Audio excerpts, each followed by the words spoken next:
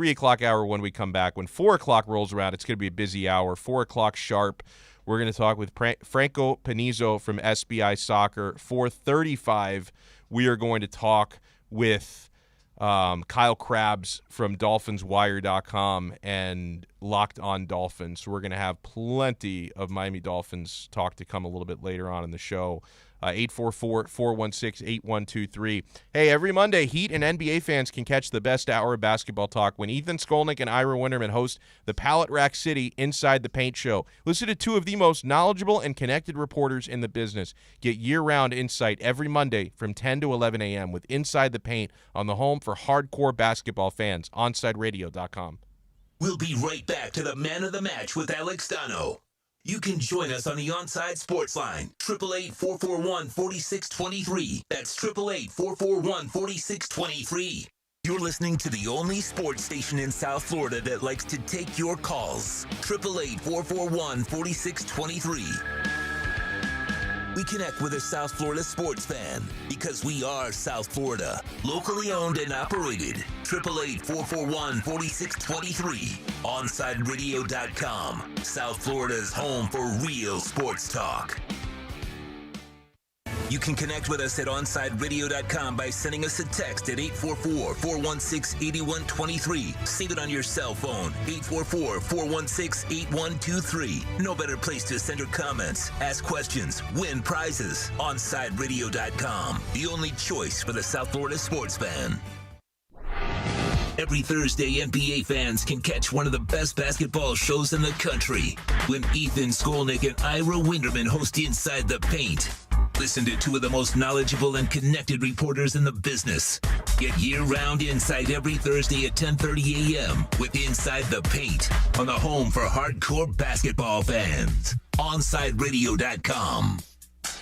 Big O for M&S Air Conditioning. You know, air quality in your home and business is more important than ever. That's why you've got to call M&S Air Conditioning and let them install a high-efficiency polarized air filter in your AC unit. Folks, it attracts, captures, and destroys biological contaminants to improve your air quality. With stellar customer service, answering your call from 7:30 a.m. till 9 o'clock p.m. For more info on high-efficiency air filters and their preventative maintenance plans, visit M&S Air Conditioning at ac-florida.com.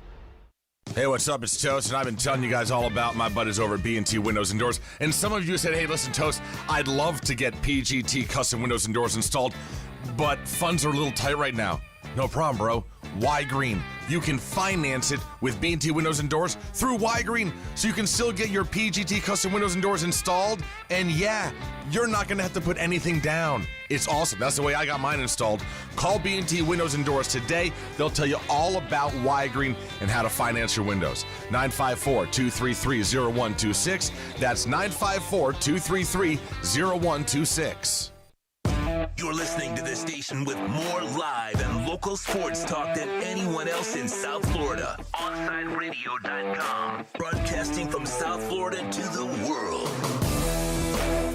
When you're looking to add that extra style and protection for your home or business, visit A Shade Above Window Fashions in Davie or Sunrise, where plantation shutters are a major part of our business, and they look great in any home. We have them in white, stained colors, and wood tones. We can even motorize your shutters like the one in the OnsideRadio.com studio. A Shade Above Window Fashions, 954-434-4774. That's 954-434-4774. Love the space you live in. A Shade Above Window Fashions.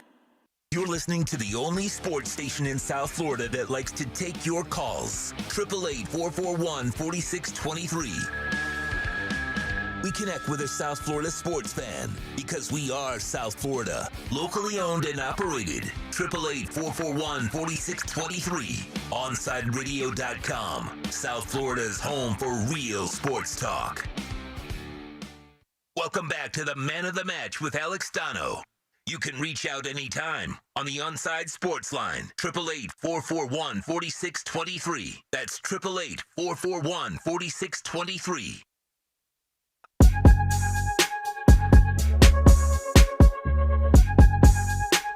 You know, as much as I like Tua, I miss Fitz. I miss covering Fitz. I understand that the guy's pushing 40. He's not the future of this franchise. I understand why the Dolphins moved on. Fitzpatrick is just a fun player to cover.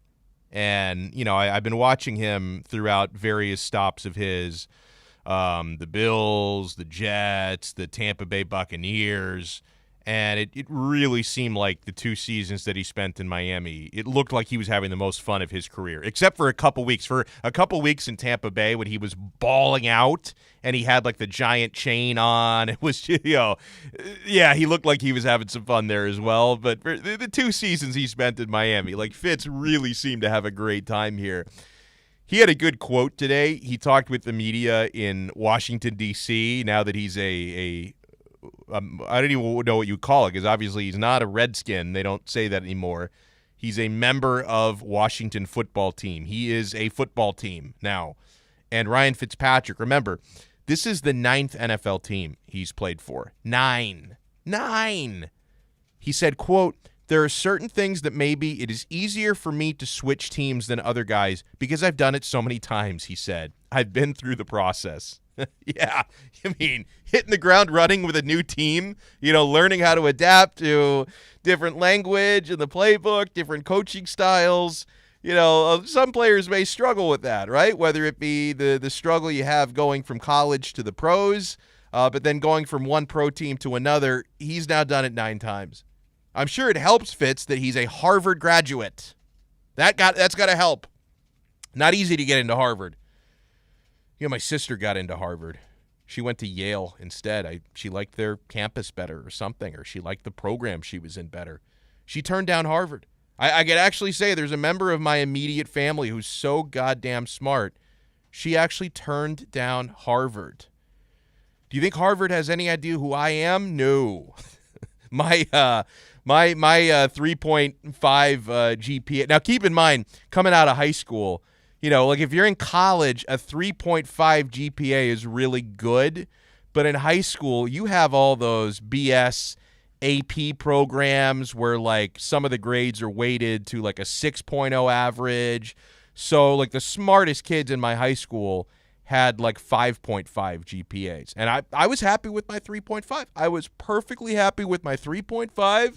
It was just good enough at that time to get into the University of Miami. I also had a 1220 SAT score, which was not bad. So I think that helped me out as well.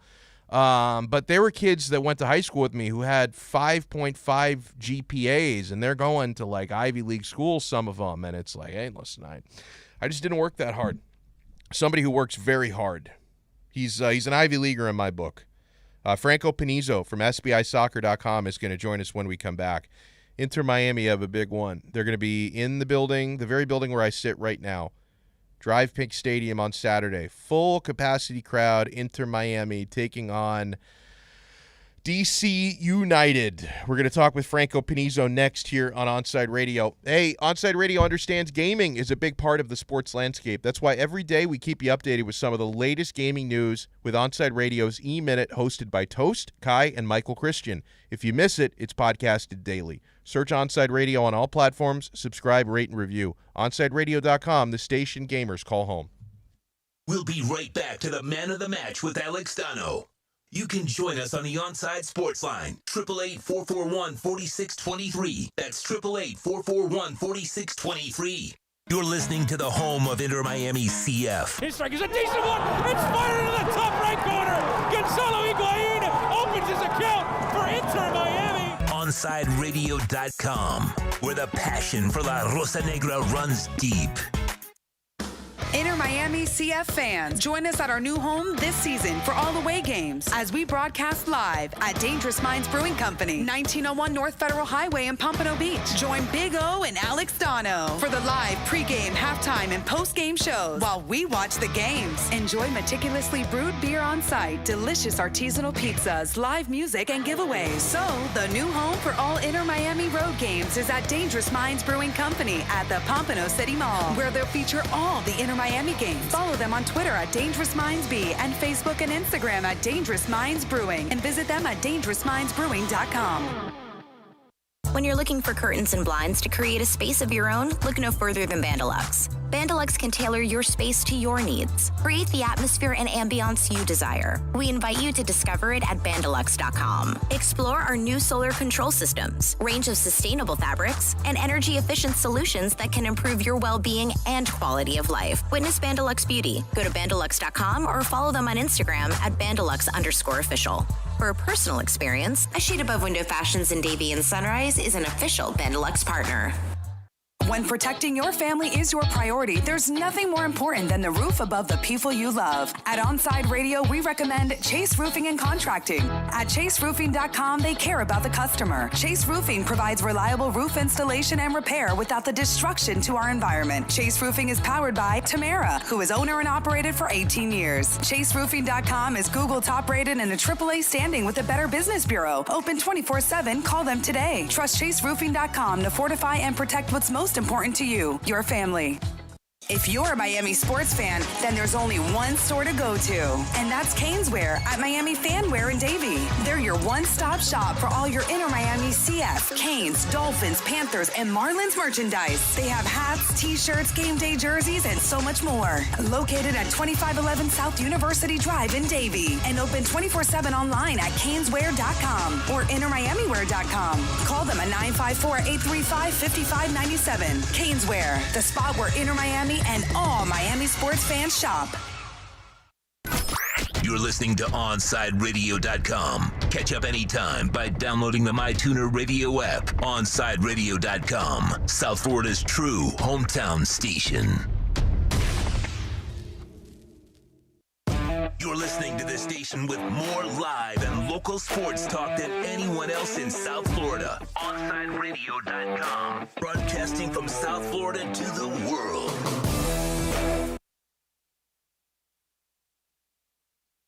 Welcome back to the Man of the Match with Alex Donno. It's all yours. Just keep it right here. You can reach out anytime on the Onside Sports Line, 888-441-4623. That's 888-441-4623. Yeah, 4 o'clock hour, Man of the Match with Alex Donno, taking you up until 6 o'clock, until Steve and D takes over Miami Sports Music for the fans from 6 to 7 o'clock. And then I'll be back on tonight. I'll be back for Fight Night, 7 to 9 p.m., talking some Inter Miami CF here. It's going to be a big one. I mean, we need a better performance than we got last week, that's for sure. But it's going to be big here, back at home at Dry Pink Stadium, full capacity crowd. We bring on our very good friend, Inter Miami CF beat writer and reporter for SBIsoccer.com, also founder and co-host of Miami Total Football Radio, Franco Panizo. Good afternoon, Franco. How are you, sir? I'm good, brother. How are you doing today? I'm doing really well. And Franco, I was so happy to see when you filed that story about the pink jerseys coming, because we had a little conversation about it on the show last week, and I know that you were working on the report, so you had to be very coy about it, but you told me something was in the works, and I was so happy to see it drop, man. So first of all, since that report of yours came out, how have fans been reacting to it? Because I'm guessing people like me are excited to have pink tops next year. Yeah, the majority of the responses that I saw were, like LeBron James when he won the NBA Finals with the Miami Heat, his first one, about beep time. So, I think a lot of people were very excited about the news or the report. Obviously, it won't happen until next year, but just the fact that it is coming, that it is on the way, was a good bit of news for a lot of Inter Miami fans. I did see, obviously, from others, some more angry, or bitter, or more disillusioned fans that they just want better performances, because obviously the team hasn't been consistent this year. So they were more like, it doesn't matter what color they play, they play better. Wait, hold on. We're breaking up a little bit. We're breaking up a little bit with Franco. I don't hear me? know. Yeah, I can hear you. You were breaking up a little bit, but you were saying something, and I understand, because I get it. Like, coming off of the performance against Chicago Fire, like, I don't want to hear about pink jerseys. I want them to play better. Yeah. But always. But no, listen, it's good. It's good that there'll be a pink jersey, though, because I know a lot of people have been clamoring for it. We talked about it last week. The timing of your question was. But I had to dance around it a little bit just to keep that under the vest for a little longer. Oh, totally understood. Is there anything, by the way, because I'm sure that the reporting for this probably goes hand in hand with what you were working on with the jersey color. Is there anything on a potential shirt sponsor? Yeah, so I haven't heard anything on that front. The last thing we heard was from Jorge Mas right before the start of the season when they announced the AutoNation deal, and they had the AutoNation on the trading house. And I asked them along the lines of, why not on the game day jersey, or where does that stand? And he said they were very, very close to getting one, and that it could possibly happen by the start of the season. Well, that obviously has not happened, and there hasn't been anything since then. So I would say that it's probably a good ways off. I mean, I haven't heard anything, so this is not information, but it's just my sensation, and I would say that they're probably a good ways away from getting a game jersey sponsor done, because if they were close, they would have had one by now, right? You'd imagine that they would have already had that deal as quickly as possible. So I don't think it's going to happen. Maybe, but maybe they'll wait for the pink tops to drop next year to get a sponsor on that. We're joined here by Franco Panizo, SBIsoccer.com, and Miami Total Football Radio. And yeah, you mentioned hearing from some angry fans about the performance last week, and it wasn't good. Mm-hmm. It might have been the worst performance from this club, certainly this season, if not in their history. It was really, really tough. What to you really stood out as why things just went so poorly in Chicago? I mean, so Phil Neville after the game talked about the effort and the mentality, and that needing to improve and being at a certain level, which I think that's pretty alarming to hear from a team that is full of that they don't have that mindset from start. So that's definitely a notable thing and something that they're looking to address. We talked to Phil Neville today, and he said that's something that they've had honest conversations about and long conversations about. But for me, watching the game on TV and not being able to maybe see that as clearly as maybe Phil Neville did, I thought their inability to play through Chicago Fire's press, I thought that they just didn't have any ways to break through a press and didn't have any ways to build attacking sequences to build out, and that was what led to a very one-sided game. Obviously, the game ends 1-0 on the score sheet, but from the run of play, Inter Miami was, I won't say dominated, but they were pretty much outplayed in all. Yeah, hold on. The connection's kind of bad again. I want to see if let me pop you on hold real quick. Sometimes maybe if we reconnect, it can sure. fix it. So I'm gonna have Alex reconnect with you. So hold on a second. So yeah, I just want to I want to make sure, because Franco's saying some really good stuff there. I want to make sure we can all hear it. Let me say a shout out again to everybody. We lost YouTube for a little bit. We are back. We have David in the house. He says it's alive again. Ray Grullon, another one of our favorites. He says, happy Friday. Hold on, it's Thursday, Ray. Don't get ahead. I got Ray in the chat saying happy Friday. Bro, it's Thursday. And I even wrote back to him, happy Friday. Like, I don't even know what day it is. Everyone, let's go Heat. Let's win 2 in a row so the Bucks feel the heat. Herman is in there. He says, good afternoon. Wade County says, burning the boats, Donno. Everyone go find your guts. All right, well, let's bring Franco Panizo in. Franco, hopefully, because a lot of times when we reconnect, things sound better. So, so you were just talking about the performance this past week in Chicago. Let me ask you another bit. With the relapse that Robbie Robinson suffered on the hamstring, we can expect not to see him for a lot longer this time, I would imagine. Do you feel the same way? Yeah, I imagine that they're going to be even more cautious than they were with him the last go-around. This is obviously the third time he's injured that hamstring injury, apparently. So he wasn't in training today, wasn't seen with the team or doing individual work from where we could see.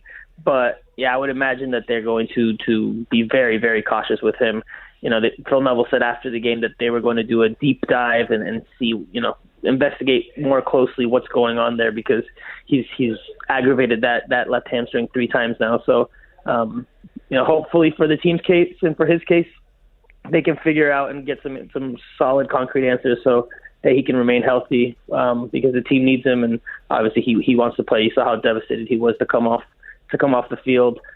Initially, as soon as he went to the ground, you saw him pretty devastated. So hopefully they get some concrete answers sooner rather than later. Yeah, and I go back to a conversation you and I had last week where, obviously Robbie and Figal had both spent some time injured. And like you said, even though, we could argue that Figal right now may be the better of the two just purely as a player, that Robbie may have been the guy who was actually more missed because of the element he can bring to that left wing. So now that it looks like we're going to be without Robbie for a while again while he recovers from that hamstring, what do you see as being, the long-term answer at left wing? Is it going to be the Breck Shea show? I think that's still to be determined. In that position, like last year, it was kind of a position that was rotated quite a bit, and there was maybe a player in there every other game, a new player in there every other game. I think we'll see something similar, unless Rodolfo Pizarro can step in there and make it his own. I have a feeling, just listening to today's availability, that Rodolfo Pizarro will slot into that left midfield spot this weekend with Federico Higuain at the 10.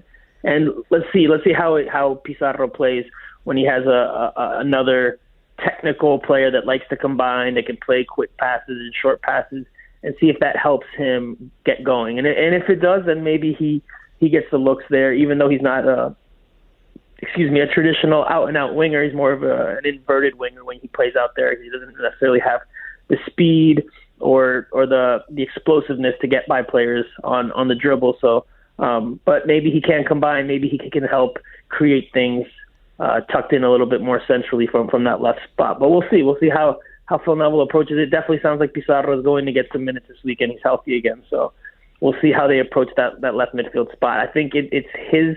He'll have the opportunity to claim it. If he doesn't, then it might be a rotation again between he and Jobin Jones and Breck Shea. We're joined here by Franco Panizo from SBI Soccer and Miami Total Football Radio. And yeah, for Pizarro, I mean, you mentioned he's not been healthy, which could be part of this, but I'm hoping he can find extra motivation from the fact that, I mean, not only has he not been playing great this year for Inter Miami, but if I'm not mistaken, he was not selected for the Mexican national team for the upcoming international break. So I'm hoping that all this can be a wake-up call for him. Yeah, it could go one of two ways. It can really spur him on, motivate him, light a fire under him, or it could just put him more down in the dumps, and lower his confidence. It doesn't seem like he's playing with much confidence right now. Phil Neville spoke today about the effort he puts forth and said that no one on the team works harder than Rodolfo Pizarro, and Pizarro has sacrificed for the team, which you can see when he has started. He does a lot of running, a lot of the dirty work or the dirty running off the ball. He has to essentially press for two players when he's playing centrally because Gonzalo Higuain doesn't press all that much or all that often. So, he has put in a lot of less glamorous work, but the goals and the assists and the product in the final third is what he gets paid the big bucks for. And in that regard, he hasn't produced enough yet. He only has one assist, no goals. So we'll see how he does. We'll see how he responds to this dip in his career right now. But careers are like roller coasters, right? There's high points, there's low points. So maybe this will be the start of him turning it around a bit. But we'll see. We'll see how he does over the weekend first. Yeah, and huge one over the weekend. Need to bounce back from that game in Chicago. Want to have a great game here at home for the first time this season. And we all know Franco, of course, full capacity. I think the crowd is going to be awesome here at Dry Pink Stadium with DC United in town. Do you have a prediction or an expectation for how this game is going to go Saturday? So I had on Miami Total Football podcast this week, the episode, I predicted Inter Miami would win 2-1. Then I was a guest on a DC United podcast yesterday, and talking about Inter Miami, and talking about the performances and whatnot. Eventually, I ended up saying that they would tie 1-1. So I've already hedged my bets enough. So I don't know if I should throw another prediction. Look, I don't think they'll lose. That's how I finished up with the podcast that I was a guest on yesterday. I don't think Inter Miami loses this one, given that DC United's not in the best of ways. Obviously, there's going to be, like you mentioned, a pretty rocking crowd at Dry Pink Stadium that'll help spur the team on. I could absolutely see them winning, but I could also see them struggling and getting a 1-1 draw.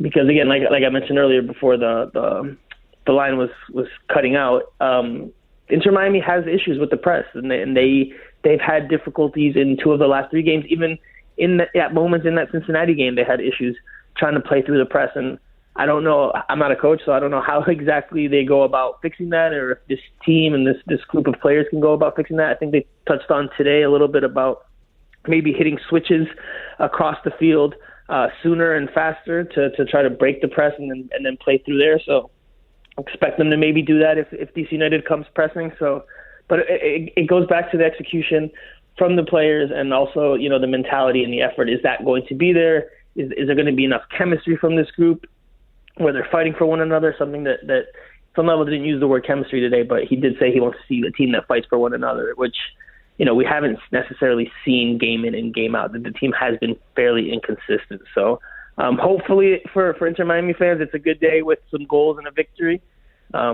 So we'll see. I mean, if you ask me right now, I would say I'd keep it with a draw. I'd say a 1-1 draw. I think on this show you should say 2-1 loss so that you can be on the record with like every possible outcome. That way, after the game, people can say, "Hey, what did Franco Panizo predict?" And they're going to find the right prediction somewhere. Somewhere, one of the three. I can only 33% chance either way. I did say Chicago against the Chicago Fire, they'd win 4-0, and that obviously did not go that way. So yeah, my predictions might not be that great. Well, we appreciate having you on, man, as always. Franco Panizo, you want to follow him there at Franco Panizo on Twitter. Check out his work, Miami Total Football Radio YouTube channel there as well. And you can check out his writing at sbisoccer.com. Franco, thank you so much, man, and enjoy the match coming up on Saturday. Thanks, man. Hopefully I'll see you there. If not, enjoy the game as well. Absolutely. I will be here, and I'm probably going to be here so early because with the Champions League final at 3, like, I know if I stay home and watch the whole – because we go on the air at 7. So if I stay home and watch the whole Champions League final, and I live an hour away from here, I think I'm pushing my luck because it's going to be a madhouse here with full attendance. So if I were to leave, like, at 5 after the Champions League final, that's just I'm leaving too many things to chance to get. There's going to be traffic getting in here. You know, it's going to take a little time to park. So I'm probably going to watch, like, the entire – Champions League final here, and I'll make a day of it here at Dry Pink Stadium, because I do not like to rush. Like, I do not like to be late going anywhere and to have to, to have to go through, to jump through too many hoops and all that. I'm not a big fan of rushing through things like that. 844-416-8123 is how you get in. That's 844-416-8123. So huge thanks again there to Franco Panizo from SBI Soccer for joining us. Later this hour, we're going to talk with Kyle Krabs at Grinding the Tape on Twitter, editor of DolphinsWire.com, lead scout for the Draft Network. At 5:20, we're going to talk a little hockey and a little soccer with Jerry Mancini. I think Jerry wants to punch me in the face, and I'll explain why before we bring him on. Coming up next, who's more of a shill for China, LeBron James or John Cena? We'll be back after this on Onside Radio. Hey, Saturdays from 1 to 3 p.m., baseball fans can go deep into the count with Alex Aguirre and Christian Chase. Catch the show that talks Marlins and all the big stories in the major leagues. Every Saturday from 1 to 3 p.m., Seamheads have a new home. Listen to Deep Into the Count exclusively at OnsideRadio.com. We'll be right back to the Man of the Match with Alex Donno. You can join us on the Onside Sports Line, 888-441-4623. That's 888-441-4623. You can connect with us at OnsideRadio.com by sending us a text at 844-416-8123. Save it on your cell phone, 844-416-8123. No better place to send your comments, ask questions, win prizes. OnsideRadio.com, the only choice for the South Florida sports fan. If you missed Onside Zone with Big O, you missed. Hey, Big O, what's going on? Listen, I just was telling your guy that answered the phone, Alex, it's just a pleasure, man, to get out of work and get in your car and be able to put on the radio and hear South Florida sports and not have to listen to some bull crap about another team from another state that you can give to a rat's ass about and sit there and have to go through all this other bull crap talk to, again, never hear them talk about your team once or twice in 20 hours. It's just an honor, and I wanted to thank you, man, for starting this thing up, man. It's balls to the walls. I love it. Onside Zone with a Big O from 12 noon to 3 p.m. every weekday on OnsideRadio.com. Inter Miami CF fans, join us at our new home this season for all away games as we broadcast live at Dangerous Minds Brewing Company, 1901 North Federal Highway in Pompano Beach. Join Big O and Alex Donno for the live pregame, halftime, and postgame shows while we watch the games. Enjoy meticulously brewed beer on site, delicious artisanal pizzas, live music, and giveaways. So, the new home for all Inter Miami road games is at Dangerous Minds Brewing Company at the Pompano City Mall, where they'll feature all the Inter Miami games. Follow them on Twitter at Dangerous Minds B and Facebook and Instagram at Dangerous Minds Brewing, and visit them at dangerousmindsbrewing.com. Hey Panthers fans, Dave Dwork here with some awesome news. Every Saturday, I'm going to bring you the latest on everything to do with the Florida Panthers with Chirping the Cats Radio. Saturday mornings from 10 to 11 a.m., we'll dive into the state of the team, recap games, and hear from past and present Panthers players, and plenty of other great hockey guests too. Got questions about the Panthers? Call or text the show and we'll break it down. Don't miss Chirping the Cats Radio, Saturday mornings from 10 to 11 a.m. only on OnSideRadio.com. Big O for M&S Air Conditioning. You know, air quality in your home and business is more important than ever. That's why you've got to call M&S Air Conditioning and let them install a high-efficiency polarized air filter in your AC unit. Folks, it attracts, captures, and destroys biological contaminants to improve your air quality. With stellar customer service, answering your call from 7:30 a.m. till 9 o'clock p.m. For more info on high-efficiency air filters and their preventative maintenance plans, visit M&S Air Conditioning at ac-florida.com. Fish fans, time to reel in the latest news in baseball with OnSideRadio.com's Marlins Minute. Here's Alex Aguirre. The Marlins bats went silent in Game 2 of a 4-game series against the Phillies as Vince Velasquez and the Philadelphia bullpen blanked the Marlins 2-0. It was an unfortunate outcome for the Fish since it was a stellar outing by Sandy Alcantara going 8 strong innings and striking out 4. The Marlins out-hit the Phillies 5-2, but the lone difference in the game was a Rhys Hoskins 2-run homer in the 4th inning. The 8 innings pitched by Sandy is the deepest any Marlins pitcher has gone into a game this season. It was a good sign to see Jorge Alfaro behind the plate, returning from injury and collecting a base hit, and Garrett Cooper waited till the very last moment to keep his hitting streak alive, extending it to 9 games after getting a single in the bottom of the 9th. The Marlins need to wake up the bats and look to get the series lead tonight, as the Marlins have not announced their starter going up against Aaron Nola for the Philadelphia Phillies. First pitch is at 6:40. Let's go Fish. Keep up with the latest on the Miami Marlins by subscribing on most platforms by searching OnSide Radio. ADHD. It's the child who can't pay attention or sit still in school, right? The answer may be yes. Attention Deficit Hyperactivity Disorder, or ADHD, can be complicated and it can last a lifetime. Living with a condition can sometimes be a challenge. It may take years to accept a formal diagnosis, and it's not always easy to find the right treatment plan. Did you know that up to 75% of children and adolescents with ADHD have at least one additional mental health condition that also requires a comprehensive approach to treatment? ADHD guidelines were recently updated to reflect the need to screen for associated disorders. Be sure to talk with your child's doctor about proper screening and visit moretoadhd.com for additional information. That's moretoadhd.com. This message has been brought to you in partnership with ADA, ACO, and CHAD. Welcome back to the Man of the Match with Alex Donno. You can reach out anytime on the Onside Sports Line, 888-441-4623. That's 888-441-4623.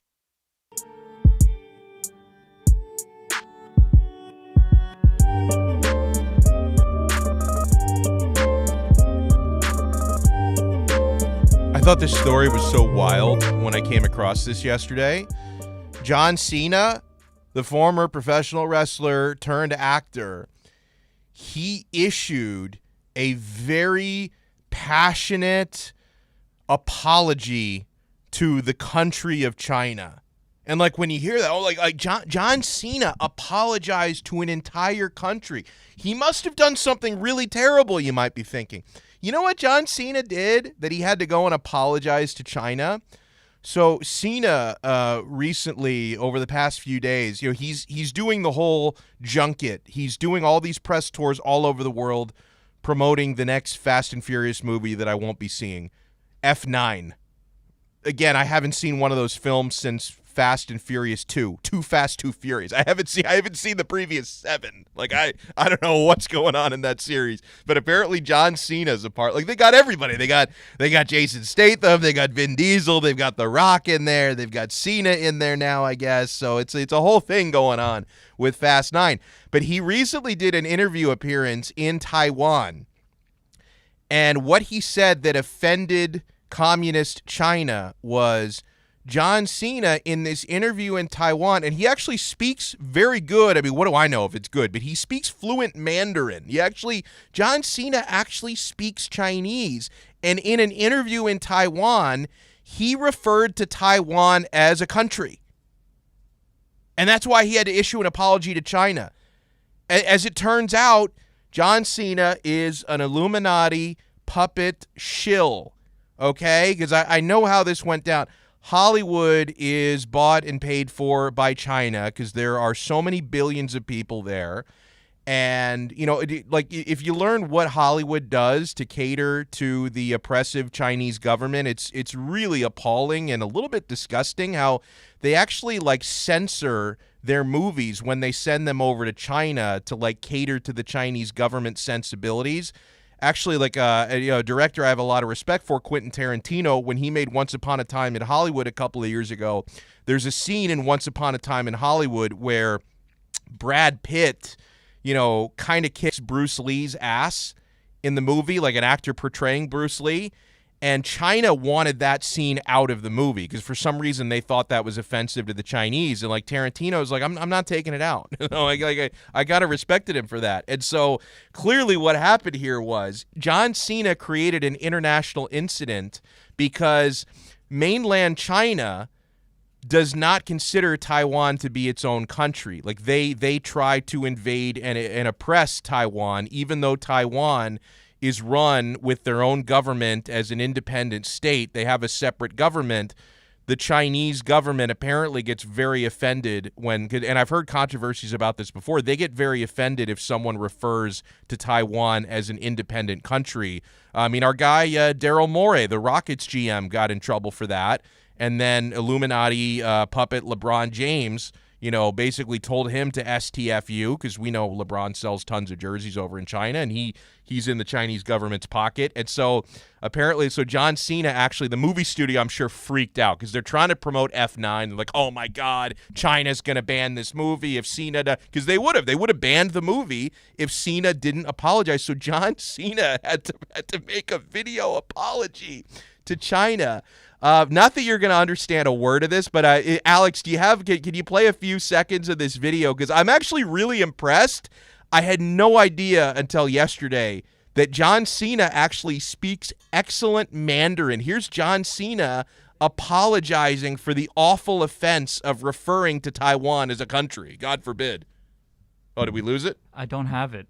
Oh, my bad. I thought I DM'd it to Onside Radio. My bad. Yeah, so it was pretty epic anyway. Maybe we'll get to that a little bit later on. John Cena. I'm going to see if I can find a transcript of this. Hold on. I made a mistake, he said. Now I have to say one thing, which is very, very, very important. I love and respect China and Chinese people. He continued, I'm very sorry for my mistake. Sorry. I'm really sorry. Oh, my God. Like, was he being held hostage when he read that? Like, did he read that at gunpoint? You have to understand that I love and respect China and Chinese people. Oh, man. And by the way, many of his... Oh, we have it now. Here's a little bit of John Cena. Really impressed by this, actually, speaking what sounds to me like good Mandarin. 你好，中国，这是叫西纳。Dude. 我必须说，现在，在速度与激情中。我做很多采访，很多，所以在一个采访，我有一个错误，所有人问我。All right, that's enough of that. That's John Cena speaking Chinese. And by the way, people were not accepting his apology. Someone said, a Chinese fan said, please say Taiwan is part of China in Chinese, otherwise we will not accept your apology. Well, listen, bro, I mean... The guy's doing what he can. He's trying to save the movie studio's ass. It's a whole thing. Tommy in Hialeah writes, F9 is going to be a disaster. Even the trailer sucks. Define disaster, because even if the movie sucks, Tommy, 10 billion people are going to see it. Maybe China boycotts it now if they're not happy with what Cena said. But, dude, I haven't seen a Fast and Furious movie since 2003. But you know they're going to make a ton of money. Tony 2 times says, let's call it for what it is. He groveled for forgiveness. Mr. USA, the Marine, just another shill for the almighty dollar. He said the USA depends on China for money. They have the world's largest box office, and some huge American corporations are getting 40% of their profits from China. The American empire is crumbling from the inside. David writes, and yet China is going to be banning the Eternals, Shang-Chi, which is funny as heck. I don't know what that is. He says, anyone remember Bowfinger? That movie ended in Taiwan. I've seen that, but I haven't seen it since right after it came out. Oh, Fast 9 is already open in China. Okay, so I guess they're not banning it there. Okay. Good afternoon, Donno. Actually, China was involved in a civil war in the late 40s, and the USA sent over $3 billion in aid to the nationalists over the communists. And the nationalists, they're the ones who run Taiwan, right? So I don't know. It's a whole thing. All right, we're going to talk some Miami Dolphins football with Kyle Krabs when we come back. Tua Tagovailoa, I thought, was fantastic yesterday. What he said, I mean, on the field, it is what it is, no defense. But I thought what Tua said to the media was really good. We'll break it all down with Kyle Krabs, which is a must-listen segment every single week. Hey, heated NBA fans, catch Ira Winderman here exclusively at OnSideRadio.com with our accurate Pembroke Pines Miami Heat reports. Catch Ira throughout the week at Onside Radio, and when news breaks, basketball fans know Onside Radio is the place you get the insight you need. We'll be right back to the Man of the Match with Alex Donno. You can join us on the Onside Sports Line, 888-441-4623. That's 888-441-4623. You can connect with us at OnSideRadio.com by sending us a text at 844-416-8123. Save it on your cell phone, 844-416-8123. No better place to send your comments, ask questions, win prizes. OnSideRadio.com, the only choice for the South Florida sports fan.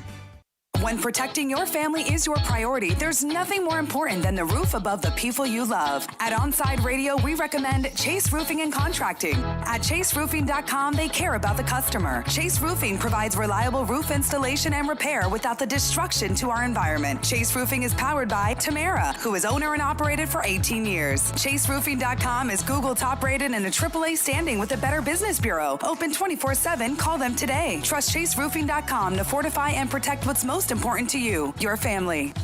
If you're a Miami sports fan, then there's only one store to go to, and that's Caneswear at Miami Fanwear in Davie. They're your one-stop shop for all your inner Miami CF, Canes, Dolphins, Panthers, and Marlins merchandise. They have hats, t-shirts, game day jerseys, and so much more. Located at 2511 South University Drive in Davie, and open 24/7 online at caneswear.com or innermiamiwear.com. Call them at 954-835-5597. Caneswear, the spot where Inner Miami and all Miami sports fans shop.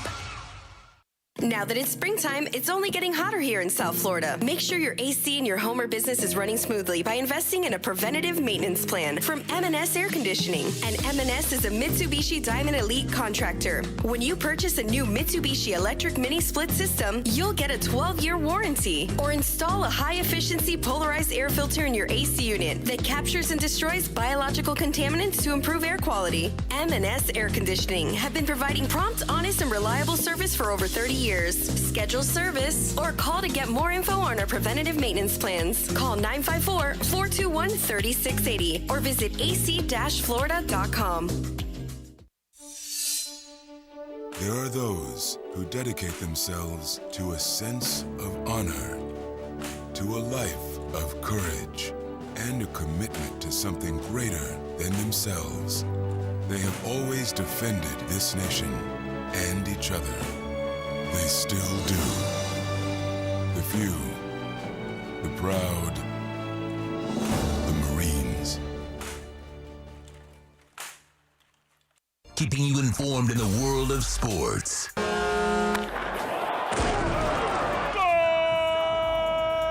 With an OnSideRadio.com sports update. Florida Panthers have been eliminated from the NHL playoffs in 6 games against the Tampa Bay Lightning after getting shut out last night 4-0. The Cats still have not won a playoff series since 1996, and the Lightning will play the winner of the series between Nashville and Carolina. The Miami Heat are back at home at the AAA to take on the Milwaukee Bucks in their opening round playoff series. The Heat look to defend home court and get back into the series down 2 games. The tip-off is at 7:30. The Miami Marlins wrapped up the last game of a 4-game series against the Philadelphia Phillies earlier today and dropped a close one, 3-2. Once again, Pablo Lopez did not get enough run support after going 7 strong innings. The Phillies scored a decisive run on a fielder's choice off closer Yimi Garcia when he tried to turn a double play with runners on first and third. With your Onside Sports Update, I'm Alex Aguirre, and coming up is more Man of the Match with Alex Donno right here at OnsideRadio.com.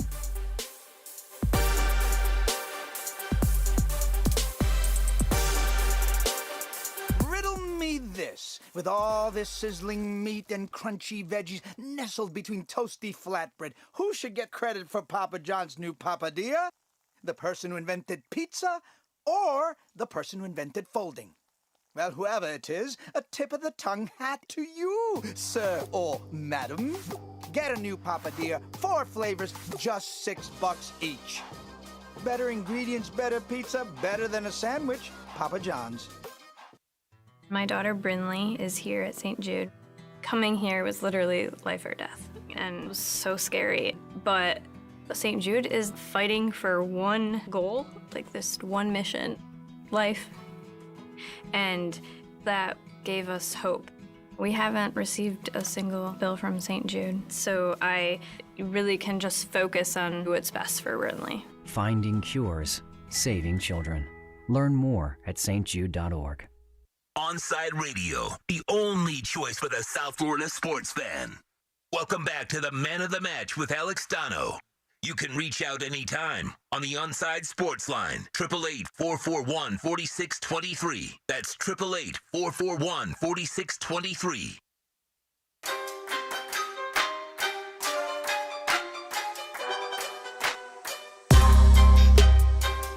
Yeah, I love the NFL, and I love the fact that we can talk NFL all year long because there's always something going on. For the Miami Dolphins this week, it was OTAs, media availability, and I really enjoyed what Tua Tagovailoa had to say yesterday. I would imagine our next guest enjoyed it as well. He's Kyle Krabs. He's the director of scouting for the Draft Network, lead editor of DolphinsWire.com, and he's also the host of the Locked On Dolphins and Draft Dudes podcast. Good afternoon, Kyle. How you been, sir? Alex, hope things are going well for you, man. It's good to catch up. We took the week off last week, but I'm glad to be back on with you, especially after yesterday's presser. Oh, definitely, man, and I hope everything's well with you. So, after that presser yesterday, I mean, first things first, there's plenty of directions we can go in with Tua because I really appreciate how self-aware, honest, and candid he is. But he said something, Kyle, that I thought was something a lot of Dolphin fans noticed last year when they watched what was going on when Fitz was on the field versus when Tua was on the field. This was never outright confirmed by anyone in the organization last year, but Tua was not operating with the full playbook last year. Why do you think that was? Why wasn't he ready to retain more of that? Well, it's hard to say what the reasoning was why he didn't feel as though he had the grasp on the playbook that was necessary for him to have the full plate or menu at his disposal. But yeah, Alex, like you said, it's pretty apparent when you watched him play last year, and there were all the conspiracies of, Chan just likes Fitz better, so he calls better plays for Fitz. And it's like, well, you got to give a guy stuff that he understands conceptually. Because if you give him the plays that he doesn't understand completely, or hasn't shown that mastery of, that's when you run the risk of somebody going out there and his eyes go the wrong way and he's hot and he doesn't realize it and he gets ear-holed off the blind side and he gets hurt, or he throws a hospital ball to somebody because the route's capped and he doesn't recognize it and he throws it and he gets somebody's head taken off. So it's just, rookie stepping into a new offense. And I guess the bigger conversation piece here is why the Dolphins made the decision that they did at the time in which they did, if this was how Tua and his standing with the playbook stood. But, I know everybody loved to just dump it all at Chan Gailey's feet, but I think it sounds like the Dolphins did what they did by trying to give him the things that he knew how to operate the best and give him the best opportunity when he was out there to run the plays that they felt confident he would work well with. And I think it was very important of him to acknowledge, I didn't fully grasp the playbook, and that's on nobody else except for me. Yeah. And, of course, Chan Gailey is no longer the offensive coordinator. We now have two OCs, co-OCs, but they were both, working under Gailey last year. So that kind of makes it a little bit unclear to me now I'm sure the game planning process is going to change quite a bit, but like how much do you think the actual playbook is going to change considering you have, you've elevated people who did work under the previous offensive coordinator? Well, I think the important thing to remember is both of these guys have a breadth of experience on offensive football, and George Godsey was the play caller for the Houston Texans for 19 games back in the early era of the Bill O'Brien year when Brian Hoyer and Brock Osweiler were his quarterbacks. So he has his own experiences. Eric Studesville has his own experiences. And I think that the important takeaway is that, yes, they both were on staff last year under Chan Gailey, but more importantly, they both worked with this group last year and understand what the strengths and weaknesses are of the players. So as you're trying to construct a playbook, and Eric Studesville referred to it as a living document that's always evolving, you get a little bit more of an understanding of what this group can do well, and specifically tailoring it to Tua Tagovailoa, which George Godsey took over working with Tua at a very close relationship starting in, I think, the Arizona game when the coaches all had the COVID situation and a bunch of guys missed time. So I think it's less about they worked under Chan, and it's more so they've worked with this group and collaboratively speaking, because that's like the magic word amongst all the coaches that had press conferences this week. They talk about collaboration and everybody moving in the same direction and working together collaboratively. This was probably the duo of guys that Brian Flores felt the best about working to build the best composite and hybrid playbook. Joined here by Kyle Krabs, covers the Miami Dolphins. He does a great job on DolphinsWire.com, Locked On Dolphins podcast, also the lead scout at the Draft Network. Anything else really stand out to you from Tua Tagovailoa yesterday, what he had to say? I appreciated hearing him vocalize a little bit about the difference that he feels and sees with his throwing mechanics, and he obviously talked about his strength and conditioning program being total body, but he says he feels as though his throwing motion now and sequencing in his delivery feels more like the golf swing as compared to all arm. He says it's less arm this year. I really feel like I'm starting from the ground up, and that's how you're supposed to do it. And he said a couple of times he wasn't really thinking about his hip, but there is kind of that subconscious block that, if he felt like he was throwing all arm at times last year or disproportionately with just his arm and not his body, then some of the hope that's out there that, hey, is he capped out physically with how strong his arm is? If he can get his sequencing right and really throw from the ground up with his cleats in the ground, then he's going to have a really good chance to generate a little bit more velocity on the ball.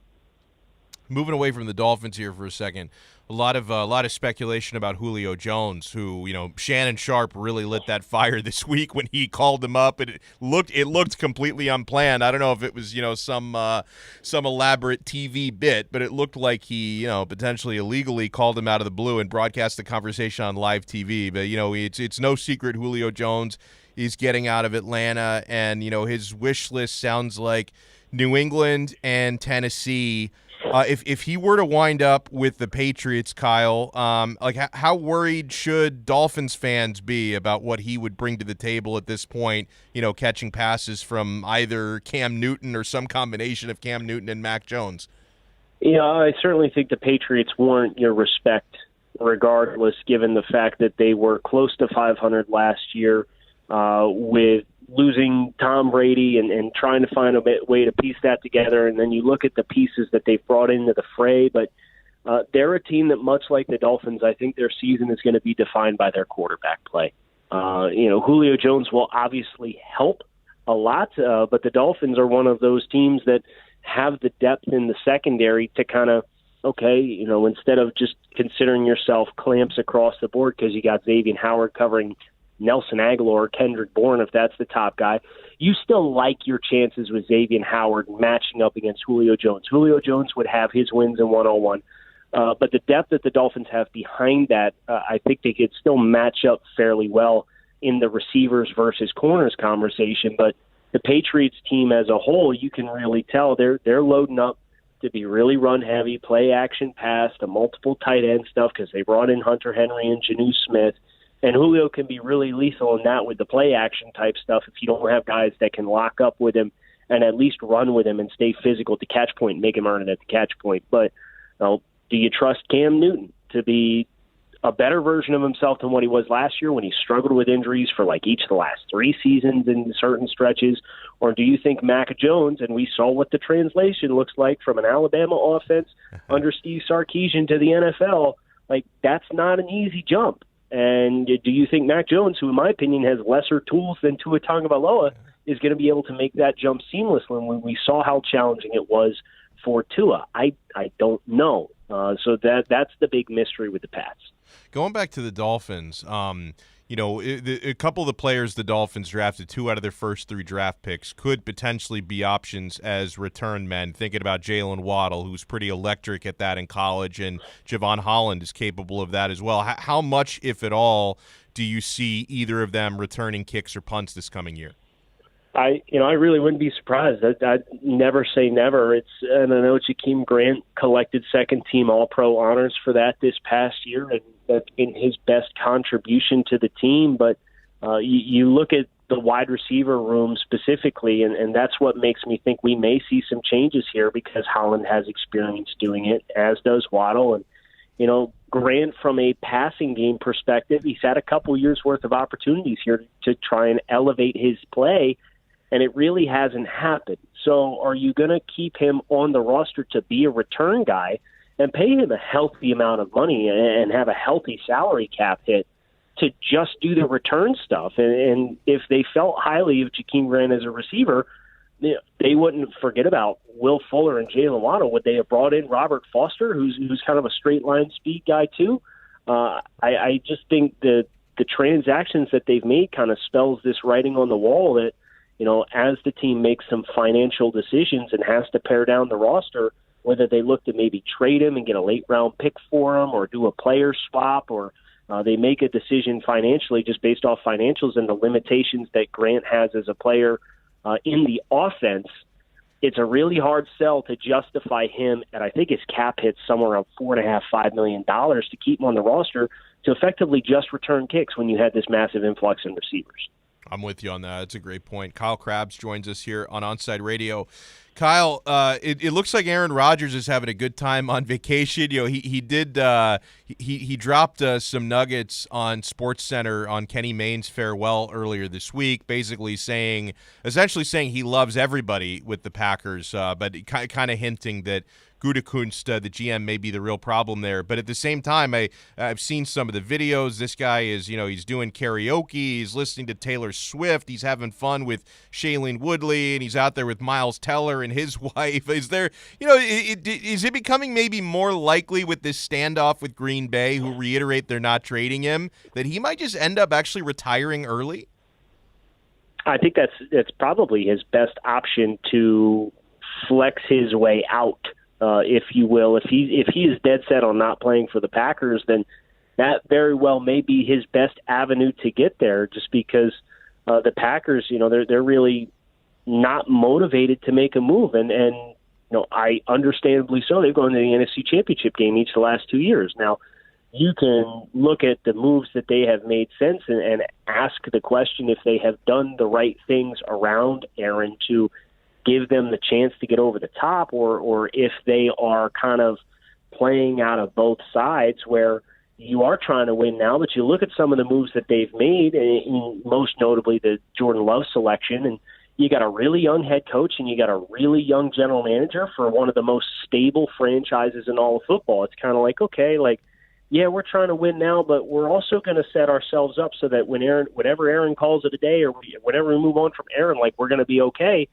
And so I understand the messaging there and how Rodgers can get frustrated by that, because it's like, guys, like we should all be trying to win right now. Never mind worrying about what's 4 years down the road. Yeah, good stuff here as always. Kyle Krabs, you want to follow Kyle on Twitter at Grinding the Tape. Check out his work at DolphinsWire.com, the Draft Network, and also the great podcast he does, the Draft Dudes podcast and Locked on Dolphins, which I think is really a must-listen for any Miami Dolphin fan. Kyle, thank you so much for dropping some insight with us. Enjoy your weekend coming up. Thank you. You too, Donno. Good catching up with you. Great catching up with you, man. What a good dude. And, man, that's a lot of good perspective and information there.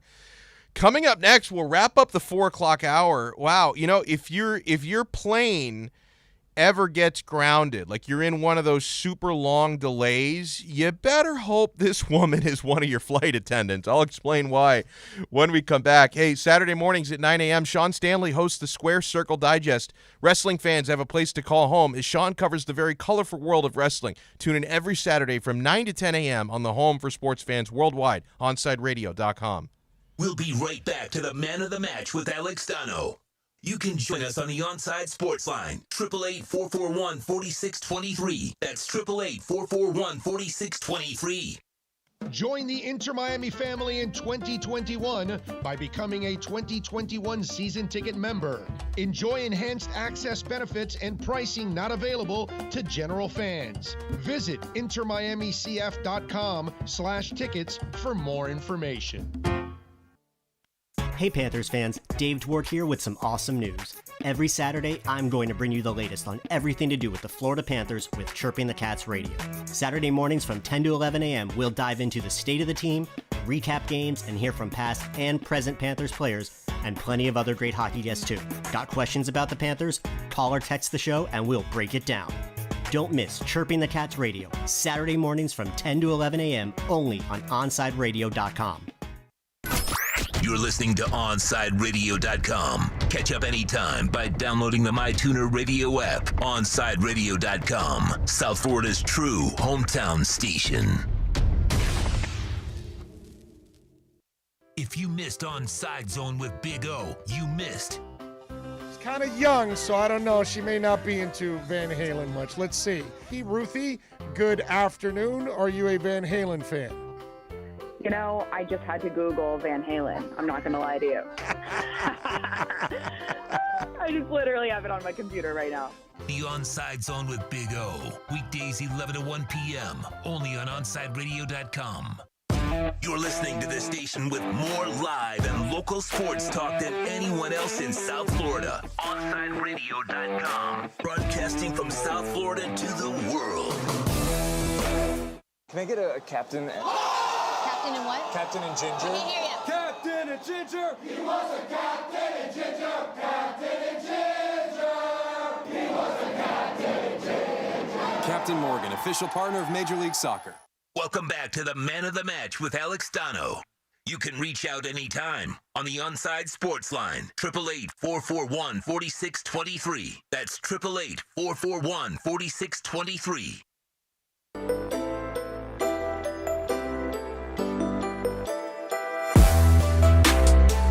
I think any air traveler has, at some point in their life, been in a situation where you're either just like stuck for hours on the tarmac at a busy airport, or, God forbid, there's like a mechanical problem on your plane, then you're stuck in the plane for hours.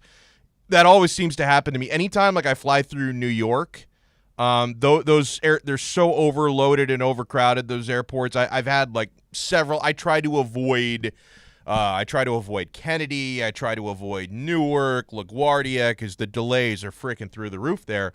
But if you've ever had a flight attendant like this, your problems would be solved, my friends. This is crazy. A sex-addicted mom has revealed she once slept with an entire flight crew in one night after their plane broke down. Jesus. Chloe Harper, she calls herself Supermom for how she has managed to juggle her desire for sex with her job and family life. Let me just say, if she once slept with an entire flight crew in one night, it doesn't sound like she's juggling it all that well. Like it sounds to me like she's not really doing the best job keeping the sex addiction bottled up.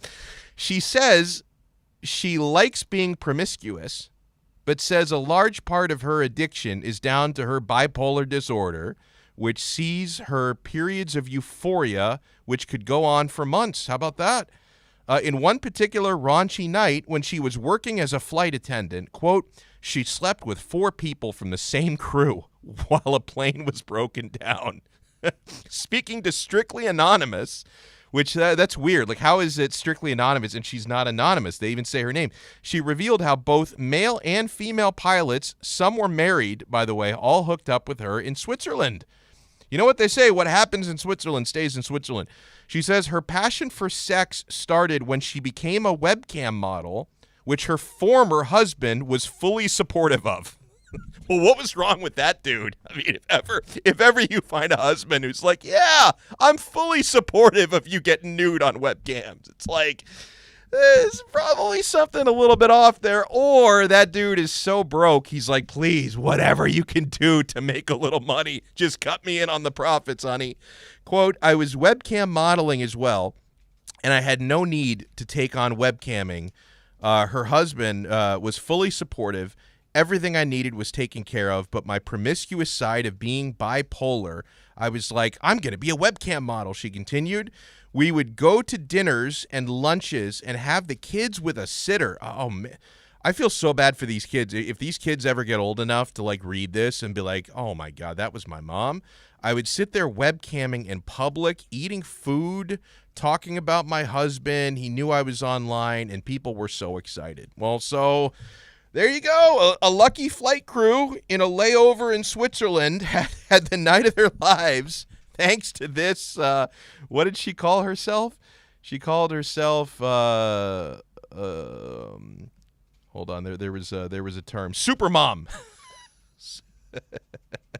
Crazy. Mike No Go Zones writes in, husband? What a chump. Well, you notice the story said former husband. So eventually, I mean, how do you not get the clue? So hold on. Your wife tells you, honey, I have so many tendencies of being promiscuous.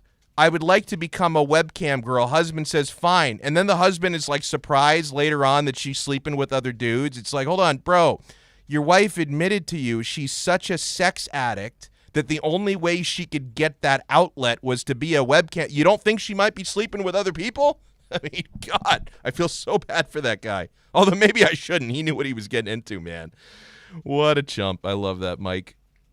Going back to our great conversation with Kyle Krabs, Ray Grullon writes, I agree with Kyle on Jakeem Grant take.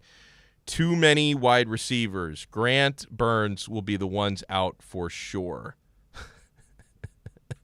Mike writes in, Supermom, she belongs to the streets.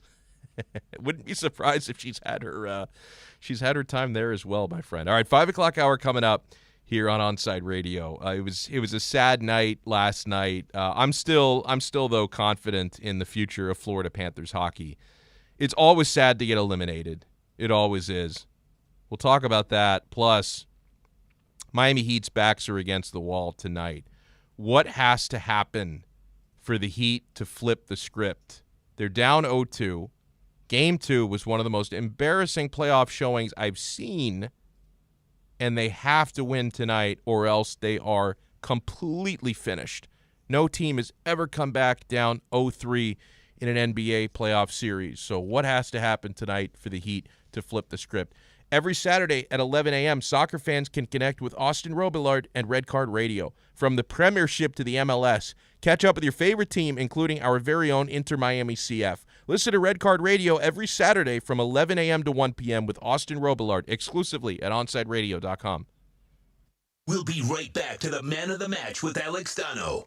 You can join us on the Onside Sports Line, 888-441-4623. That's 888-441-4623.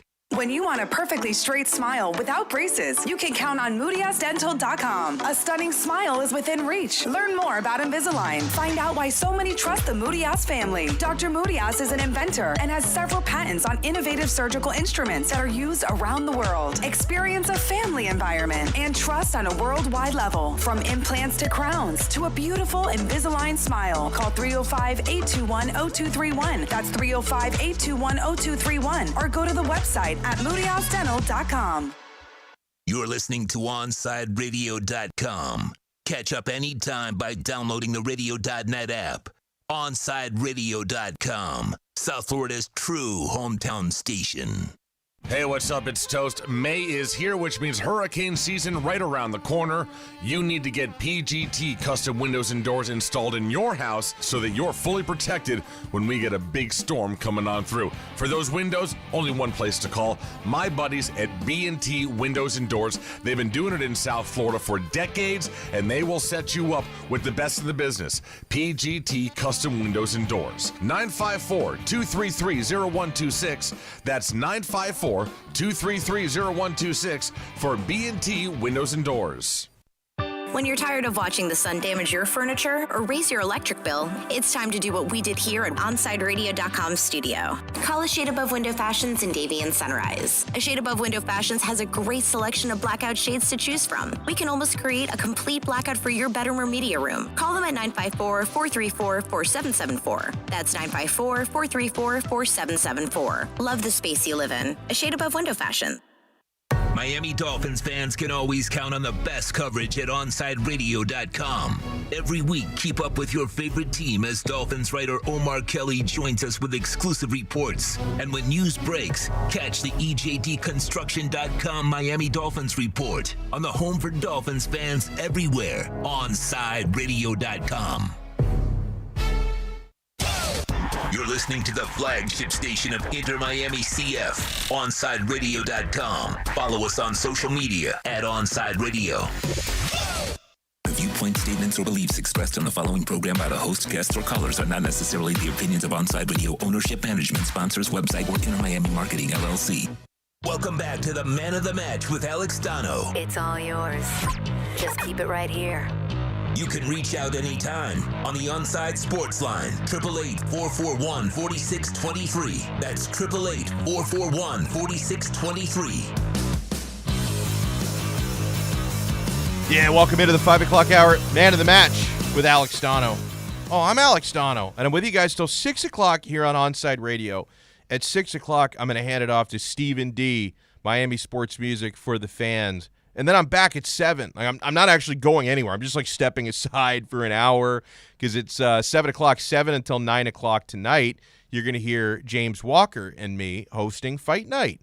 Got plenty to get to. I really enjoyed Rob Font's victory over Cody Garbrandt this past weekend. Chris Cyborg victorious in Bellator. We'll talk about that stuff. Dean Thomas is going to join us, and Mike Vasquez from BYB Extreme is going to join us as well. So we have plenty to get to tonight, including our kudos and complaints on Fight Night between 7 to 9 p.m. this evening. Before we get to all that, though, at 5:20 here on Man of the Match, I'm going to bring in my Calcio Connection podcast co-host, Jerry Mancini. I think Jerry might want to punch me in the face, and it's not anything I've personally done to him. But you guys know I am a big-time supporter of Inter Milan, and it's been absolute chaos and hysteria for the last 48 hours because the excellent coach who, helped Inter win the Italian league this past year, you probably know him well from his times in other stops, Antonio Conte, former Chelsea manager as well. They win the Scudetto, which is the trophy you win for winning the Italian league, and it's a tremendous season. And then Conte, he resigned yesterday. It was crazy. Like, he wasn't on board with the club's future plans, so he was his deal was terminated by mutual consent yesterday. So just pure madness for like the last 36 hours or so, because people who support Inter are all wondering who's the next coach going to be. Now, Jerry, who I co-host with and is going to come on in about 15 minutes, he is a big supporter of Lazio, a club in Rome. And their coach, up until a couple hours ago, is a gentleman by the name of Simone Inzaghi, the brother of Pippo Inzaghi. And he's done a pretty good job there at Lazio. And he yesterday met with Lazio management, and he agreed to, but did not sign, but he agreed to a 2-year contract extension with Lazio, and then this morning changed his mind, got a big offer from Inter, so he's actually going to come be the new Inter manager.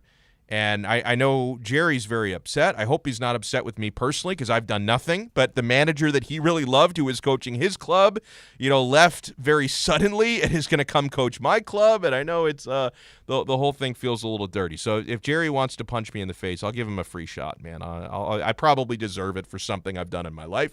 So I will give him a free shot. He's going to join me to talk about that. We'll talk a little hockey as well. You guys know, obviously, I'm a big Florida Panthers fan. He's a big Edmonton Oilers fan. He lives up in Canada. So, I can rag on Jerry a little bit because as disappointed as I am to see my Panthers go down in 6 games, his Oilers got swept by the Winnipeg Jets. That was really, really rough for them.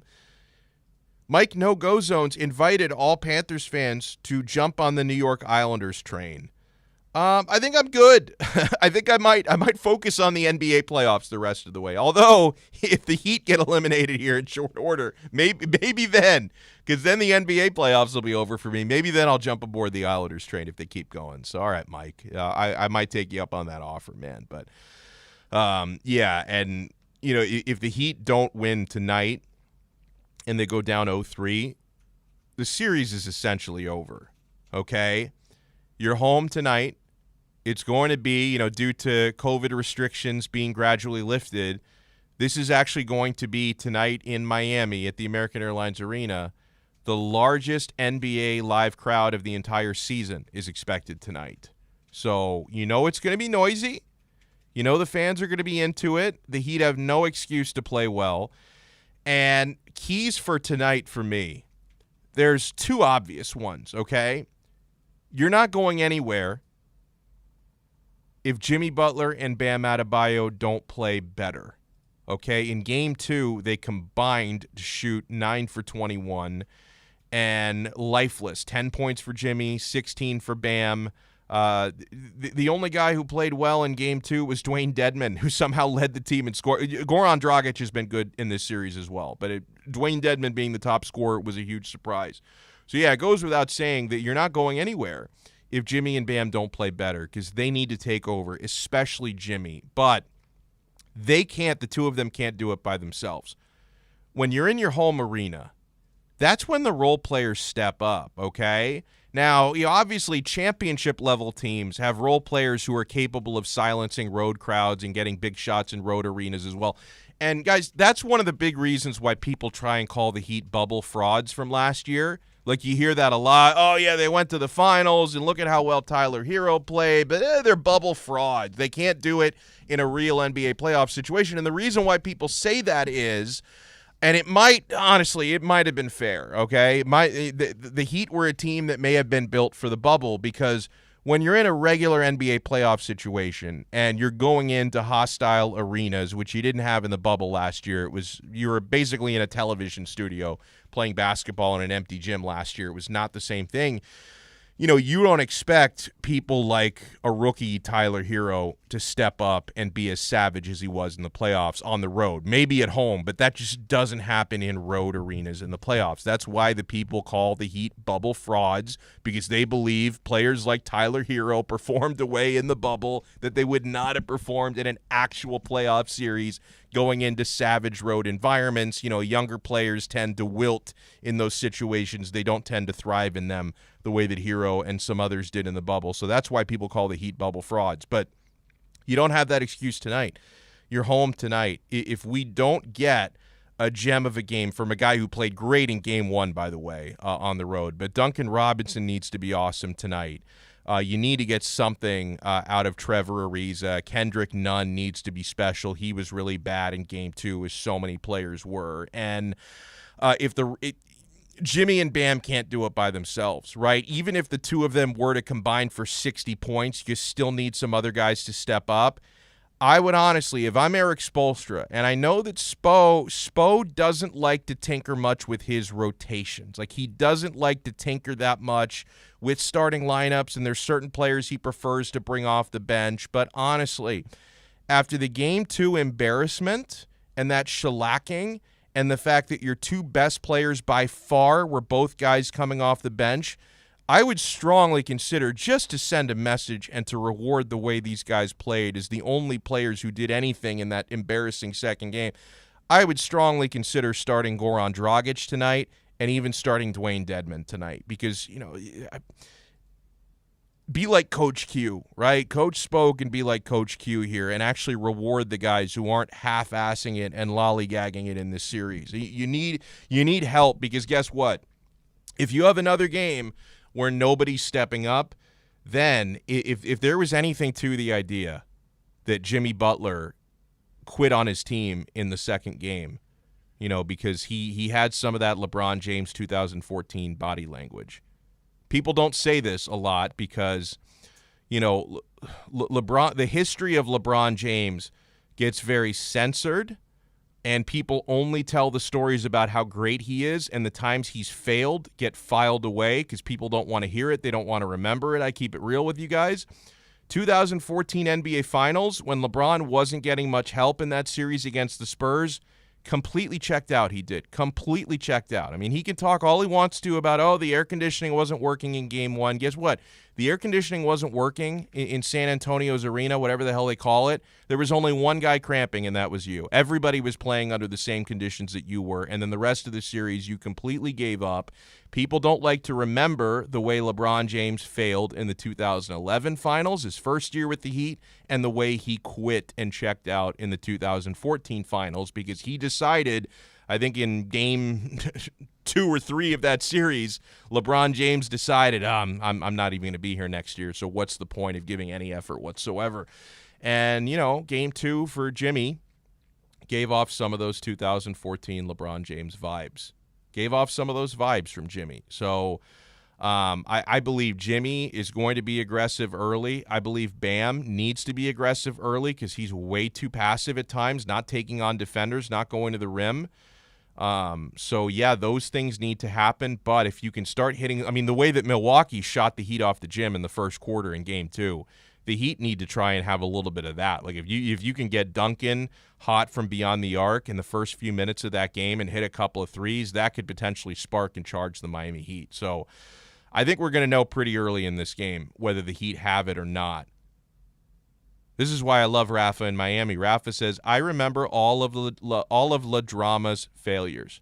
Again, people like to censor the history of LeBron James. You remember when he gave up on the Cavaliers in his final playoff series there, for the first stint, when they're going up against the Boston Celtics, LeBron completely gave up. Do you remember LeBron's first stint in Cleveland when they got knocked out of the playoffs by the Orlando Magic and he refused to shake anybody's hand? He just threw a fit. You remember last year when LeBron just walked off the court with a minute left in a playoff game, just disappeared, just left his team high and dry? So these are the stories that need to be told because people are going to want to try to do to LeBron what people do to an extent with Michael Jordan. Like with Michael Jordan, nobody wants to bring up the fact that the guy was a degenerate. Like the guy was an addicted gambler, and it was a problem for him. And that, the 2 years he spent away from the NBA playing minor league baseball, we may never know the truth, but that might have actually been a double secret suspension by David Stern, who was the commissioner at the time. So there were issues. Michael Jordan was not a choir boy, is not a choir boy, and LeBron James either. So we don't need to censor the history of this guy. He's human. He's not perfect. Our guy Cap for Life is in the chat. He says, gentlemen. A lot of emojis in there, including a heart and a dolphin, so I will take it. 844-416-8123 is how you get at us on a text line. That's 844-416-8123. The station text line is always open, my friends. Marla writes in, the Heat's bench is so limited, leaving them with only 7 or 8 decent players. I can agree with that. The roster needs an overhaul, beginning with Haslam and Pat retiring. Be careful what you wish for. Be careful what you wish for. To me, Haslam, oh my God, that final regular season game that he played in, that he got ejected and went 2 for 2 from the floor, that guy, as far as I'm concerned, he can take up a roster spot till he's 60. I love Haslam. Like I cannot co-sign on that. I know, Marla, you're not the only one saying it, but I cannot co-sign on that. I love Udonis Haslam. I will not blaspheme Pat Riley either. Pat Riley is the GOAT. Pat has done so much for this franchise. I do think Pat has made some judgment errors. Pat has drank too much of the Tyler Hero Kool-Aid. I think Tyler Hero has maybe reached his ceiling already. I don't believe that Tyler is 100% focused on basketball. I think Tyler Hero could not handle how famous he got so quickly, and I think he cares more about his Chipotle bowls and his Instagram model girlfriend than he does about really taking his game to the next level. I'm not bullish on Tyler Hero. I'm not. And so, if you had an opportunity to put him in part of a deal for James Harden, you should have done it. That's a regret. If you really had a chance to make that deal happen, I thought Riley gave up on that too quickly, and you probably should have cashed in on Tyler Hero already. Marla writes in, why are the Heat loyal to only Udonis Haslem? Because Udonis Haslem is loyal to them. Udonis, now obviously he's been past his prime for a number of years now. But when UD was still in his prime, that dude had plenty of opportunities to leave, and he stayed here for less money. He made actual sacrifices, right? When Dwayne Wade got a little upset, he went out and he went to Chicago. And then after Dwayne Wade gets retired, Mickey offers Dwayne Wade a chance to buy part of the Miami Heat. Dwayne Wade, Judas, ends up buying part of the Utah Jazz instead. He's not really loyal. I no longer hold Dwayne Wade to the same high standards as I used to. And then, LeBron James is the ultimate mercenary, that guy. I don't forget Alonzo Mourning either. Alonzo, he left the Heat at one point. He ended up coming back and kind of making good on it, but if I'm going to look at loyalty, yeah, the Heat are loyal to Udonis Haslem, and they're loyal to UD because UD has been nothing but loyal to the Heat. The Heat have been stabbed in the back before. They were stabbed in the back by Zoe. They were stabbed in the back, not that I really consider this guy that much of a Heat player, but Shaquille O'Neal stabbed you in the back. Dwayne Wade stabbed you in the back. LeBron James stabbed you, and he twisted the knife around in Pat Riley's back. Udonis Haslem is the ultimate gentleman scholar. He is the keeper of Heat culture. All right, we're going to talk with Jerry Mancini from the Calcio Connection and the Laziali when we come back. You were listening to Man of the Match here on Onside Radio. Hey, Florida Panthers fans have a place to call home every Saturday morning as Cats insider David Dwork hosts Chirping the Cats Radio every Saturday at 10 a.m. Onside Radio is committed to all sports, and Panthers fans can now connect every Saturday from 10 to 11 a.m. with David Dwork on the home for Panthers fans worldwide, onsideradio.com. People do some pretty cool things in their 40s and 50s. Why should saving for retirement be any different? I mean, they go back to college, learn new instruments, start skateboarding. Whoa! Okay, maybe that one's not for everybody, but saving for retirement is. With aceyourretirement.org, you can get on track with your retirement savings no matter your age. Just have a 3-minute chat with Avo, the friendly digital retirement coach from AARP. You'll get personalized recommendations based on your input that are easy to understand and work with your lifestyle. It's quick, easy, and free. Plus, it's sponsored by AARP, so you know they got your back. Woohoo! Gnarly move, Dad. Thanks, sweetie. So wherever you are in your retirement savings journey, head to aceyourretirement.org and start chatting with Avo today. That's aceyourretirement.org. A message from AARP and the Ad Council. We'll be right back to the Man of the Match with Alex Donno. You can join us on the Onside Sports Line, 888-441-4623. That's 888-441-4623. You can now watch Onside Radio daily by subscribing to our YouTube and Twitch channels. Search Onside Radio. Log on, subscribe, rate, and review Onside Radio on YouTube and Twitch. Find out why Big O has a face for radio. OnsideRadio.com, South Florida's home for real sports talk.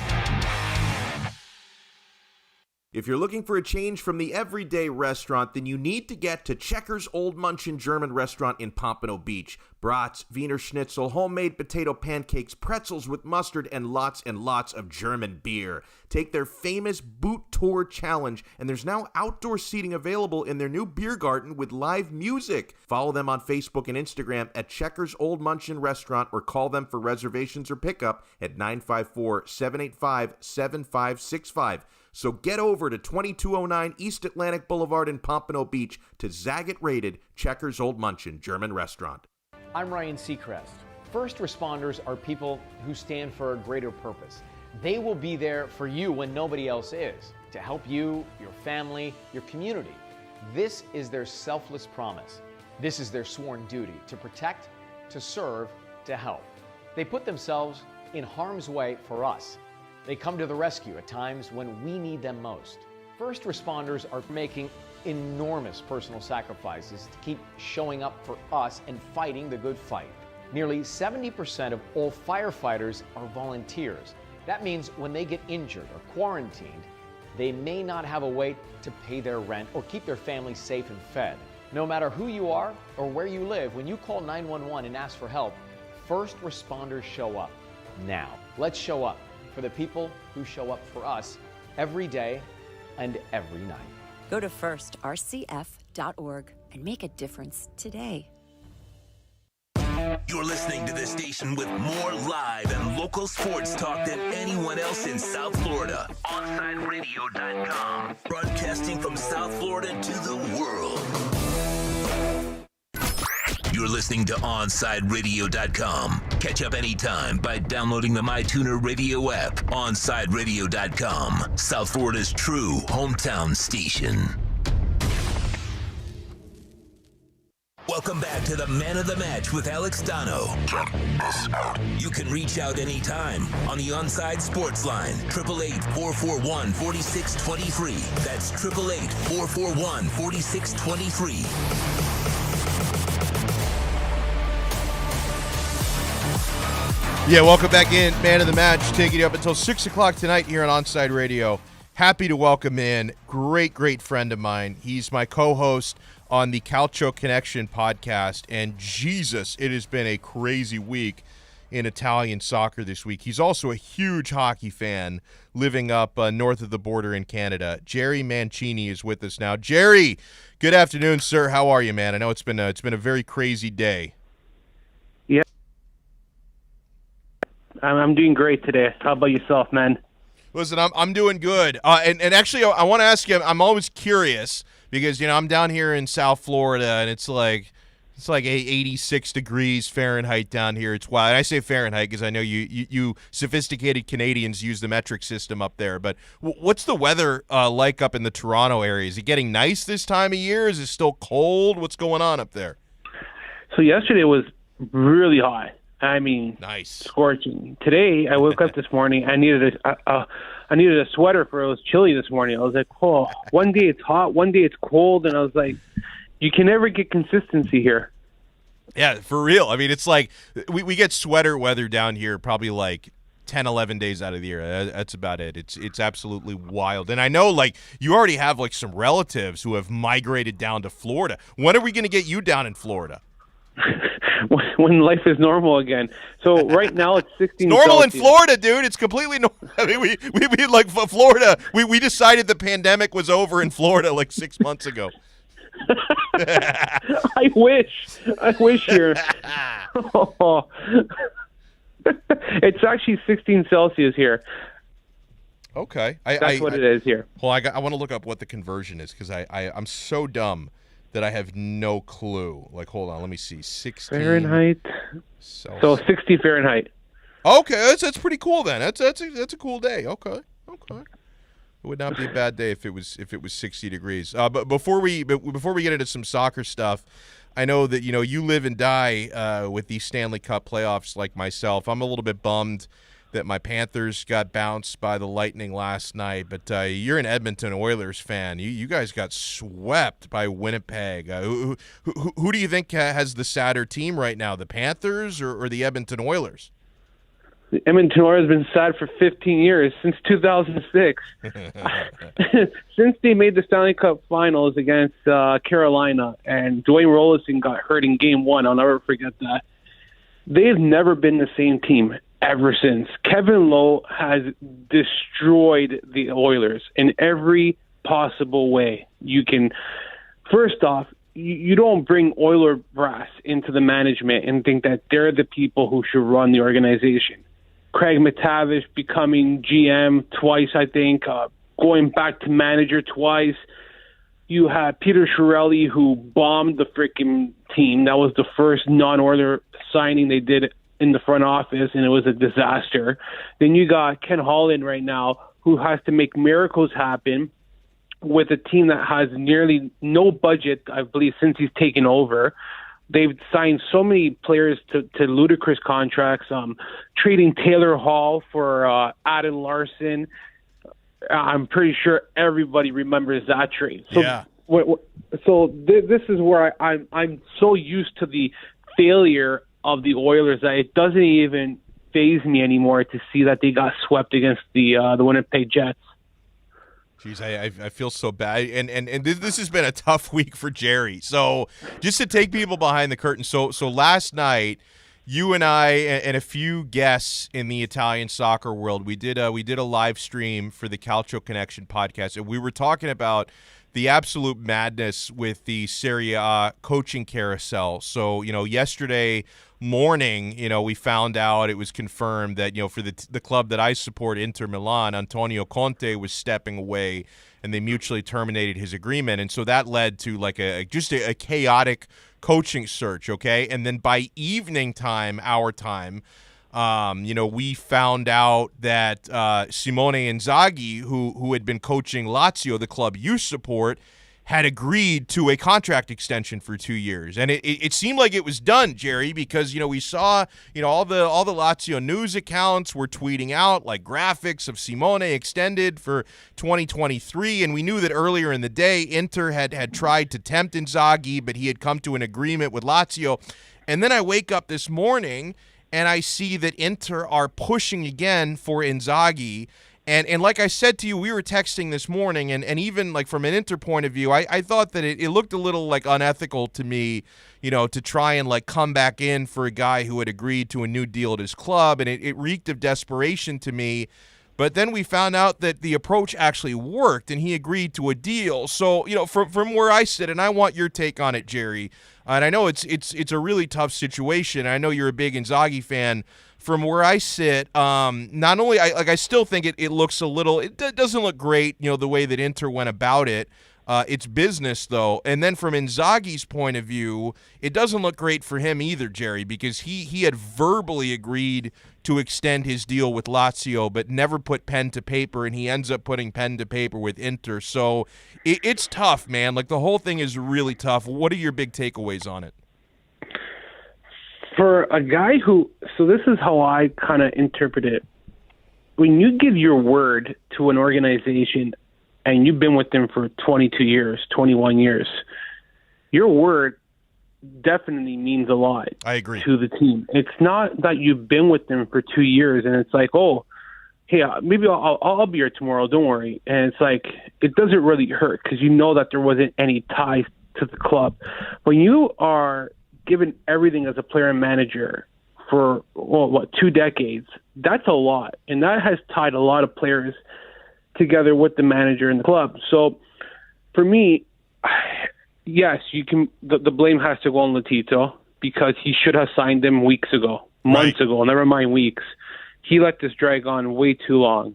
I don't know why you would even do a verbal agreement in the first place. You should just sign him if you knew that Inter was trying to poach Inzaghi. Now, as for Inter, I don't blame Inter. As a club, I don't blame them. I do blame Suning. And Suning is the person who I really think that they don't have any rules. They just do things their own way. I don't think they don't respect the culture of what Inter is. I've never seen Inter do business like this since I've been watching football. I know a lot of it seems like something Juventus would do, to be quite honest. Yeah, absolutely. And I don't think the whole Stefan de Vrij kind of deal is even similar to this, because de Vrij had already made up his mind even before the game was played in the final game of the season, I believe 3 seasons ago. That is different circumstances. You knew what his future was. Over here, like, you had dinner with the owner and the sporting director. Like, you are in a room committed to staying. You brought the agreement there, and then all of a sudden, I just don't know if Lotito maybe just didn't give him anything in the first place yesterday, but I don't buy that. This is a manager who really, has really had. There's a lot of Lazio fans who are going to resent him now. Like he's lost a lot of respect, and I think that the next time he does show his face at the Stadio Olimpico representing Inter, it can get really ugly. Yeah, because as a fan, it's not just the fact that he left. It's a person like myself who supports the club and loves the club, and not just that, spending a fortune on shirts, merchandise, getting up early in the morning, spending hours writing for free about a team that I love so much. And then only to see that the guy who you think is the most loyal to the club stabs you in the back. And it's like, well, you've invested so much time for stuff like this, and it makes you think that these people just care about the money. They say they're loyal to the club. They love the club. They've given everything for the club. I don't buy that, because he had the decision here to stay loyal to Lazio. And I know people are going to say he stayed loyal the last time when his contract came. Right. Sure, but you know what the circumstances are with this team, and you know the situation it's in. You know how Lotito is, and he still gave you the contract offer, and he increased your wages, and you still decide to just go behind his back. It's like he used Lotito as leverage. Yeah, and it's funny because I was saying to you earlier, like, so yesterday when he went into the meeting with Lotito, like, reportedly he had the offer from Inter and he showed it to Lotito, which was not the final offer. That was like the original offer. So I'm like, oh, yesterday I said, oh, he's using Inter for leverage. And then it turns out maybe he was using Lotito for leverage with Inter. So I don't know who he was leveraging at the end of the day.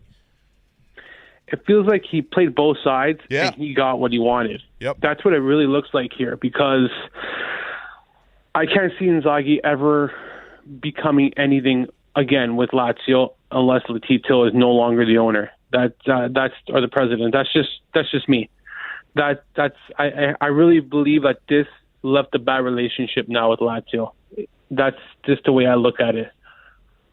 Yeah, it really seems impossible that it doesn't. And even the statement that Lazio published, which I think was a quote from Lotito, said something about how he changed his mind, and it was pretty obvious that Lazio and Lotito, their president, are very, very unhappy about the way it went down. So you're right. I mean, it may be a very, very long time before he's kind of welcomed back by Lazio fans. But I'm curious. I don't know how much you know or anybody knows, but since Inzaghi's departure, do you have any idea who could be next for Lazio? Who could be the next coach? Well, two names that were rumored, I saw Sinisa Mihajlovic or Mazzari. Ooh, please Mihajlovic, because Mazzari, oh my God, I can't stand that guy. Either coach will. Well, Lazio becomes a mid-table team again. They're no longer going to be competing for a top 7 spot. That is out the door now. That is done. The last 5 seasons, everybody should enjoy, because I don't see Lazio coming near what they've been. Conceição, I can't pronounce his name properly, but the guy from Porto would be my choice. He's if they fantastic. Can get him. Yeah. I wanted him at Inter, actually. Not that I'm unhappy with Inzaghi, but that was a guy that was on my radar too.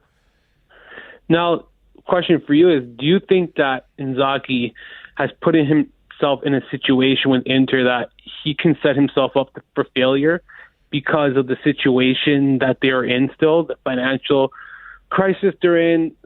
This is not the team that he's going to get next season, and he can't buy players. Right. Let's just remember that. They are not buying a single soul on that team, I don't think, with the situation they're in. The people they're going to be buying are scrubs to add on to that team. So we say that Lautaro will be sold, but who's to say that Lautaro will be sold for $80 million when they need $100 million? We're in a pandemic. No team is going to be spending $80 million for a player. I personally think that Inter is going to have to sell 4 players. That's the likelihood, unless they decide to sell Lukaku. That's the guy who they can get $100 million. It's possible. Yeah. You sell him, and the whole team is done. Because Lukaku is the gold mine to that team. And then once you take him out, Martinez is useless. Let's be realistic here. The back line is still the back line, the best defense in the league. But you take away Lukaku, and a lot of their offensive production is gone now. That's like taking Immobile out of a Lazio. So I'm just curious to see how he takes over this. This is going to be a step above his pay grade, I think. And I'm just curious to see how Inzaghi really approaches Inter now. Yeah, no, I mean, and totally. I think we're gonna learn a lot. Once the transfer window opens, who goes and how much they get. Because yeah, I mean, listen, worst case scenario could be a much different team. Best case scenario, they only have to unload a couple players. But it's gonna be interesting, man. And a lot has happened in the Serie A this week. And Jerry, I cannot thank you enough for taking some time, my friend. I know that this has been a weird and rough week as a Lazio supporter and an Edmonton Oilers fan. By the way, how annoying is it being an Oilers fan in the Toronto area? Because I'm guessing you're surrounded by annoying ass Maple Leafs fans all the time. Like, how annoying does that get? I have one friend that says, how pathetic can this guy be supporting the Oilers and living in Toronto? And I just laugh when I hear that, because you know what? They're going to win a playoff series. They're going to beat Montreal. But to me, they were fortunate to avoid Winnipeg in the first round. I think that Winnipeg is going to give them a really hard go in the second round. In normal circumstances, they wouldn't be playing Montreal in the first round for how crap they are. They probably wouldn't even be in the playoffs. They'd probably be playing, I don't know, a Boston, say, struggling to beat Boston for how physical they are. They probably lose in 6-7 games. And we'll be talking about how they haven't won a playoff series since, 2003, when they lost in the second round? Or I think second round versus Philadelphia, 2003 or 2004 it's been? Yeah. Yeah. I've lost track for how crap they've been for the last 2 decades. And it's funny because it's funny because they always rip on the Oilers and how we've bottled so many first overall picks, but this is a team, the Leafs, who have Marner, Tavares, Morgan Riley, Matthews, you name it, and William Nylander, just to name the top of my head. And what have they succeeded so far? They haven't won a playoff series since they've built this team. They haven't really achieved anything, and they mocked the Oilers so many times because we're wasting McDavid and Draisaitl's life away. I'm curious to see how the summer goes with Ken Holland now, because they have like 20 or 30 million freeing up in cap space. So now this summer is when Ken Holland will really be critiqued as to how he does with Edmonton. So we'll see. I just hate the Leafs personally. Can't stand the fan base. When you go to a game, you see 90% suits. That turns me off. All corporate. That's all. It makes me sick. When a guy like yourself or me want to buy a ticket, you need $200-$300 to be sitting in the top. Yeah. Like, it's crazy. In Florida, front row is like $40, I heard, or $60. Probably so. And you know what's funny about that? Whenever the Leafs or the Canadians are like in town to play at Florida, they'll usually on purpose, they'll schedule the game like around New Year's, Christmas time, so it's easy for, the snowbird, Canadian people to come down, because it's actually, like, when you include airfare and like lodging, it's actually cheaper, they say, for Montreal fans and Toronto fans to actually come down here on vacation to catch their team play down here than it is to go to a game in their own arena. Well, I believe it, man. I know a lot of people who come up there just to watch games instead of watching it here. Yeah. I don't blame them. Yeah, totally. Well, listen, I appreciate your time as always, my friend. And you want to check Jerry out on Twitter at jmancini8. You want to check out his work with the Laziali, with Serpents of Madonnina. And Jerry, you enjoy the rest of your week, man. I'll catch up with you soon. Yeah, thank you for having me. You too, buddy. Our pleasure as always, man. Good stuff. And he's got some fans in the chat. Tony 2 times says, I love his knowledge and passion. The money in the sport is ruining the old school camaraderie of football. Also, sooning out, he says. Oh, man. And yeah, we had Uncle Sharma in the chat. and Mahdi in the chat as well. People are concerned, man. It's been a tough week for Jerry with all this Lazio saga. 844-416-8123 is how you get in. That's 844-416-8123 here on Onside Radio. We continue till 6 o'clock. That's when Stephen D is going to take over for Miami Sports Music for the fans. Hey, sports fans can always catch up with all of our daily segments by subscribing to Onside Radio on most platforms. Listen to us discuss the hottest topics on the roundtable. Esports fans get the latest with our E-Minute. Panthers fans, reporter David Dwork provides great insight. Austin Robillard covers Inter Miami with the kind of passion supporters groups crave. And Christian and Alex provide the insight Marlins fans deserve. So subscribe, rate, and review Onside Radio on all platforms, the station that has the passion South Florida fans deserve. The man of the match with South Florida's own Alex Donno. Weekdays 1 to 5 p.m. on the home for Inter Miami football. OnSideRadio.com. This is the story of a very special woman. In a matter of seconds, she turned herself into a great mathematician or an entrepreneur. Her knowledge was limitless and still is. She could also make monsters disappear, especially those that lurked in the shadows under the bed. Once, this woman put back together a teenage girl's broken heart, which had been shattered in 1,000 pieces, just by giving her a bear hug. She masqueraded as a regular person at work, but as a superhero at home. Everyone knows her as Gabriella. I still call her Mom. Your hero needs you now, and AARP is here to help.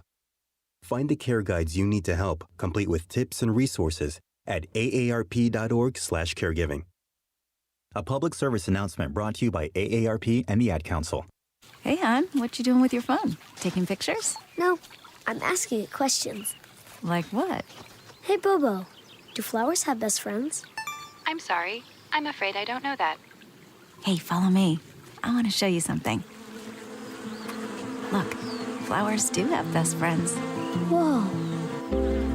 Some answers can only be found in nature. Discover the unsearchable. Visit discovertheforest.org to find a trail near you. Brought to you by the United States Forest Service and the Ad Council. Get the brutal honesty every day with the Onside Zone with a Big O from 12 noon to 3 p.m. every weekday on your home for sports talk in South Florida. OnSideRadio.com. Keeping you informed in the world of sports.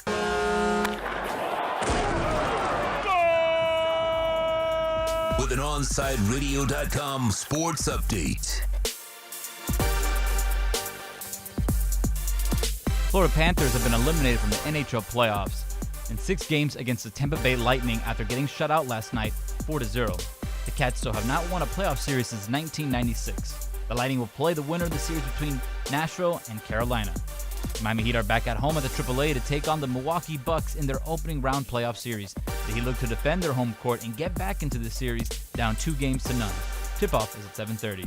The Miami Marlins wrapped up the last game of a 4-game series against the Philadelphia Phillies earlier today and dropped a close one 3-2. Once again, Pablo Lopez did not get enough run support after going 7 strong innings. The Phillies scored a decisive run of the game on a fielder's choice of closer Yimi Garcia when he tried to turn a double play with runners on first and third.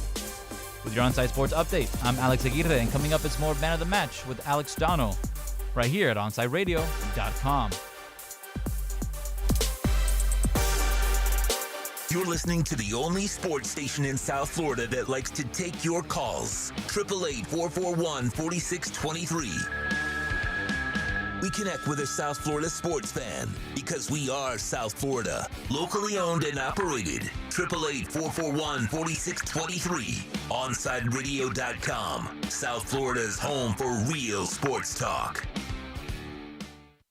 When you're tired of watching the sun damage your furniture or raise your electric bill, it's time to do what we did here at OnSideRadio.com studio. Call a Shade Above Window Fashions in Davie and Sunrise. A Shade Above Window Fashions has a great selection of blackout shades to choose from. We can almost create a complete blackout for your bedroom or media room. Call them at 954-434-4774. That's 954-434-4774. Love the space you live in. A Shade Above Window Fashion. Look out, world, we're getting strong. The future's here and we belong. She can stand, she can do more. Like build a rocket solutions and make the world a better place. Oh, she can STEM, so can you. Find a cure, invent something new. There's no challenge in the world that she can't face. She can STEM. Learn more at She Can STEM. A message brought to you by the Ad Council. You're listening to OnSideRadio.com. Catch up anytime by downloading the MyTuner Radio app. OnSideRadio.com, South Florida's true hometown station. Welcome back to the Man of the Match with Alex Donno. You can reach out anytime on the Onside Sports Line, 888-441-4623. That's 888-441-4623.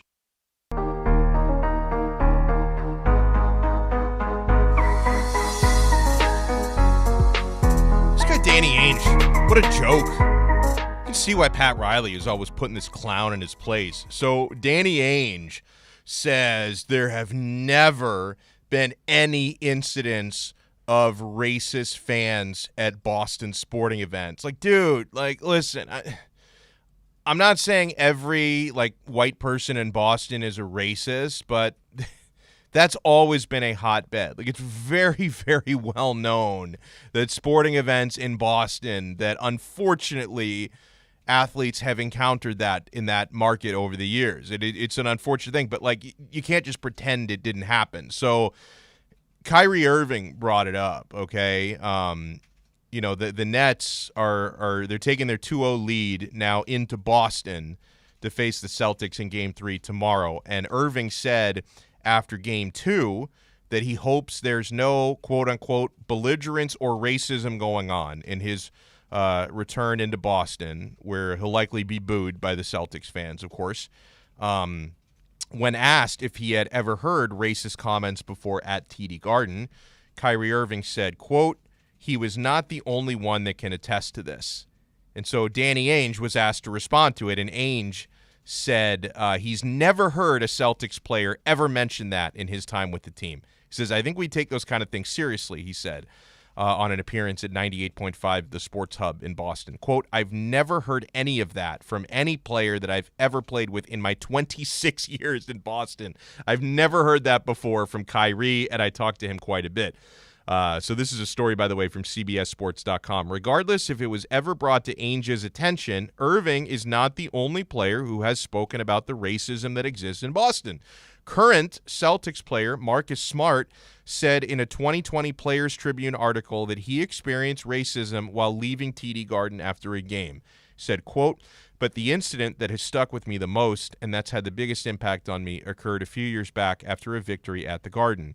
I was pulling out of the arena parking lot when I saw a white woman with her 5 or 6-year-old son crossing against the light right as cars were starting to come at them. I had my windows down and realized something bad was about to happen, so I yelled to her politely that she needed to hurry and get out of the street so the two of them wouldn't get hurt. The woman was wearing an Isaiah Thomas number 4 Celtics jersey, and there were all these other Celtics fans around who were at the game. I figured she'd be cool. Nope. She swung her head around and she said, 'Bleep you, you bleeping N-word.'"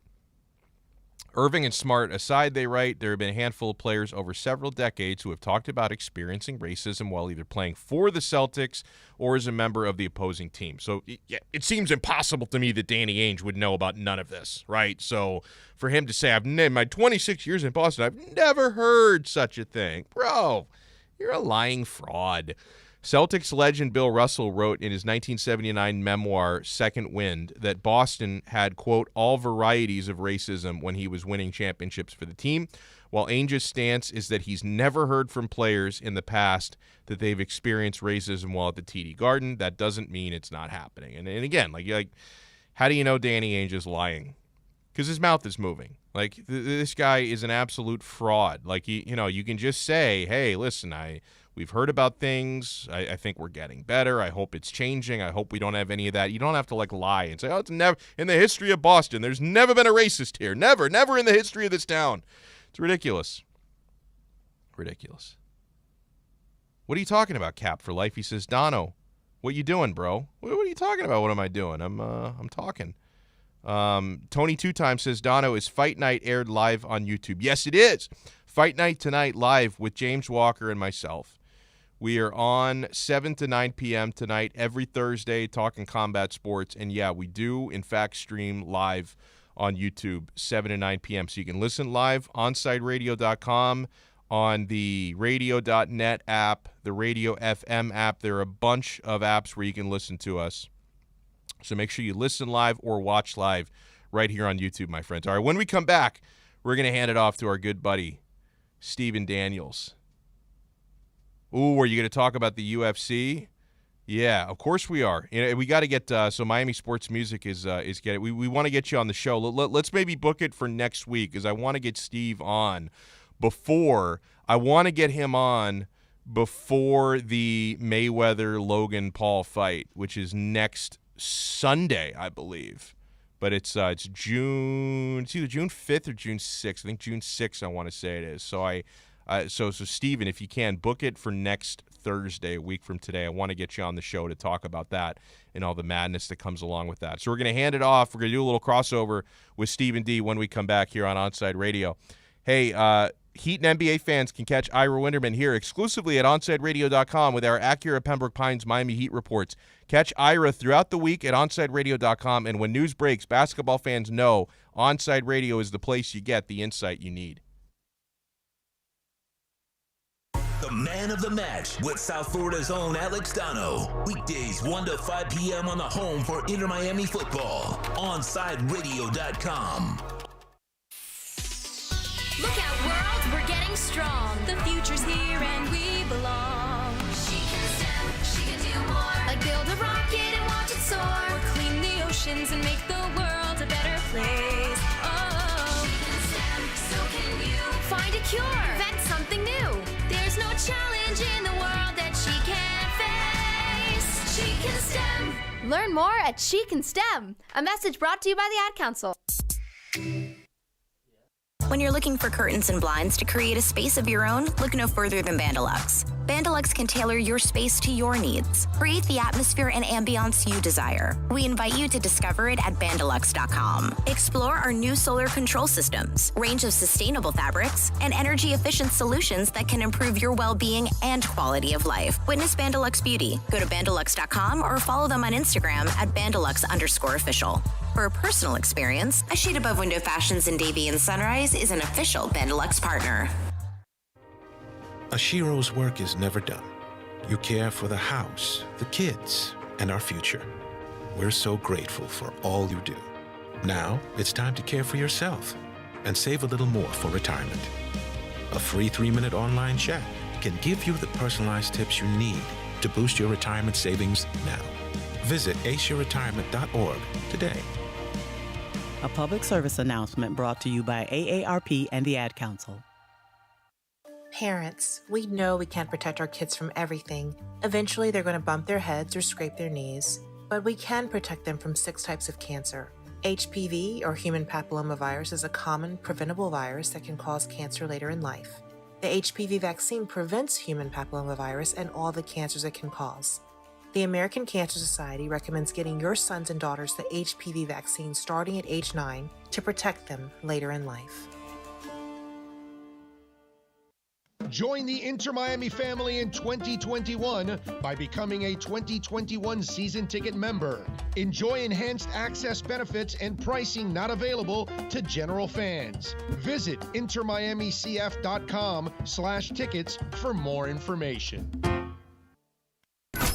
You're listening to OnsideRadio.com. Catch up anytime by downloading the MyTuner Radio app. OnsideRadio.com, South Florida's true hometown station.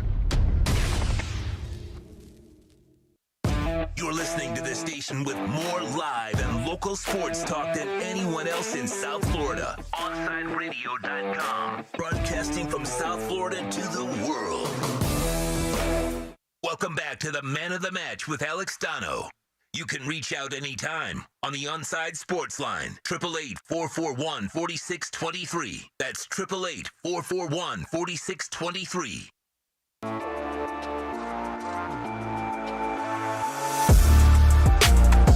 Yeah, going to be a fun night tonight. I'm going to be stepping aside in a few minutes to let Stephen D do his thing on Miami Sports Music for the Fans. And then I'm right back at 7 o'clock alongside James Walker for another episode of Fight Night. But I got to bring on our guy Steven for the crossover, and we love it. Steve, I hope you're having a great afternoon, man. Hey, what did you make of everything Tua Tagovailoa had to say yesterday? Well, it was funny because this morning on my morning show, I had YouTube star Reason on, and we were talking about that. And the number one thing we were talking about was just how everybody was so casual about being like nobody shied away from saying, "Hey, I didn't understand the playbook," or "Hey, like it was something that he accepted." And I like that accountability. I think that's such a huge thing for a quarterback. Yeah, no, 100%. And listen, I can completely respect the idea, especially what he was kind of admitting, that when he was on the field, they weren't using the whole playbook. They were simplifying it to make it easier for him, because that really confirmed what we all saw. Because like everybody who watched Dolphin games last year, it was very clear that there was a lot more to the playbook when Fitz was on the field versus when Tua was on the field. Well, and we talked about that again. I mean, I've talked that about a million times, man. I think that, you brought in somebody like Chan Gailey. You brought in Chan Gailey for Ryan Fitzpatrick. I'm sorry if I had you on speaker and now I have you back on the phone. Oh, no worries. It sounds even better now, actually. Okay, see, that's why I did it. I knew that. I think, Gailey wanted nothing to do with Tua. I don't think Gailey was ever a fan of Tua in any way, shape, or form. He came back slowly for the purpose of, Fitzpatrick, and that was it. And you could definitely tell that he was more comfortable calling plays for Fitzpatrick than he ever was for Tua. Yeah, no doubt about that. Hey, what do you have planned tonight on Miami Sports Music for the Fans? Man, I got you remember Evel Knievel, right? Of course. Okay, so there is a super fan for the Miami Dolphins called Finn Evil. And we're going to have him on, my buddy Matt Mahaffey over in Ohio. He's part of the Positive Porpoise, too. This man is absolutely amazing. And we're going to talk about him and growing up as a Dolphins fan and becoming Finn Evil. And we're just going to take a wild trip back in the DeLorean and go back to the future with him, man. I love it. That's going to be really good. So Stephen Daniels is coming up. Miami Sports Music for the Fans. Have a great show, sir. Thank you, brother. You have a good one. Awesome. Good stuff there. So make sure you catch the newest show here on the Onside Radio family. The fans support the teams. They buy the jerseys and the tickets, but they never get the love they deserve on sports radio. OnsideRadio.com changes that with Miami Sports Music for the Fans. It's the show driven by Stephen D, representing Miami sports fans around the world. Tune in every night from 6 to 7 p.m. as Stephen D and fans around the world drive the talk about your favorite South Florida sports team. OnsideRadio.com is dedicated to the Miami sports fan. The viewpoints, statements, or beliefs expressed on the following program by the host, guests, or callers are not necessarily the opinions of Onside Radio ownership, management, sponsors, website, or Inner Miami Marketing, LLC. AM 1260 WLEN. We're live and local. Honey, are we really? Just read what they wrote. We're the best sports station for Miami. What kind of programming genius does it take to flip a switch and put it on an ESPN satellite? We're your home for all local sports. AM 1260 WLE. Honey, would you please bring my laxative in here? Sure, honey. Ain't it awful? South Florida's choice for sports talk. OnSideRadio.com. Sports fans love a place with great food, cold drinks, and TVs everywhere. That's why sports fans love Sports Grill, and there's 7 amazing locations. Check out the Bird Road location at 11481 Southwest 40th Street in the back corner of the West Bird Shopping Center. Sports Grill is also now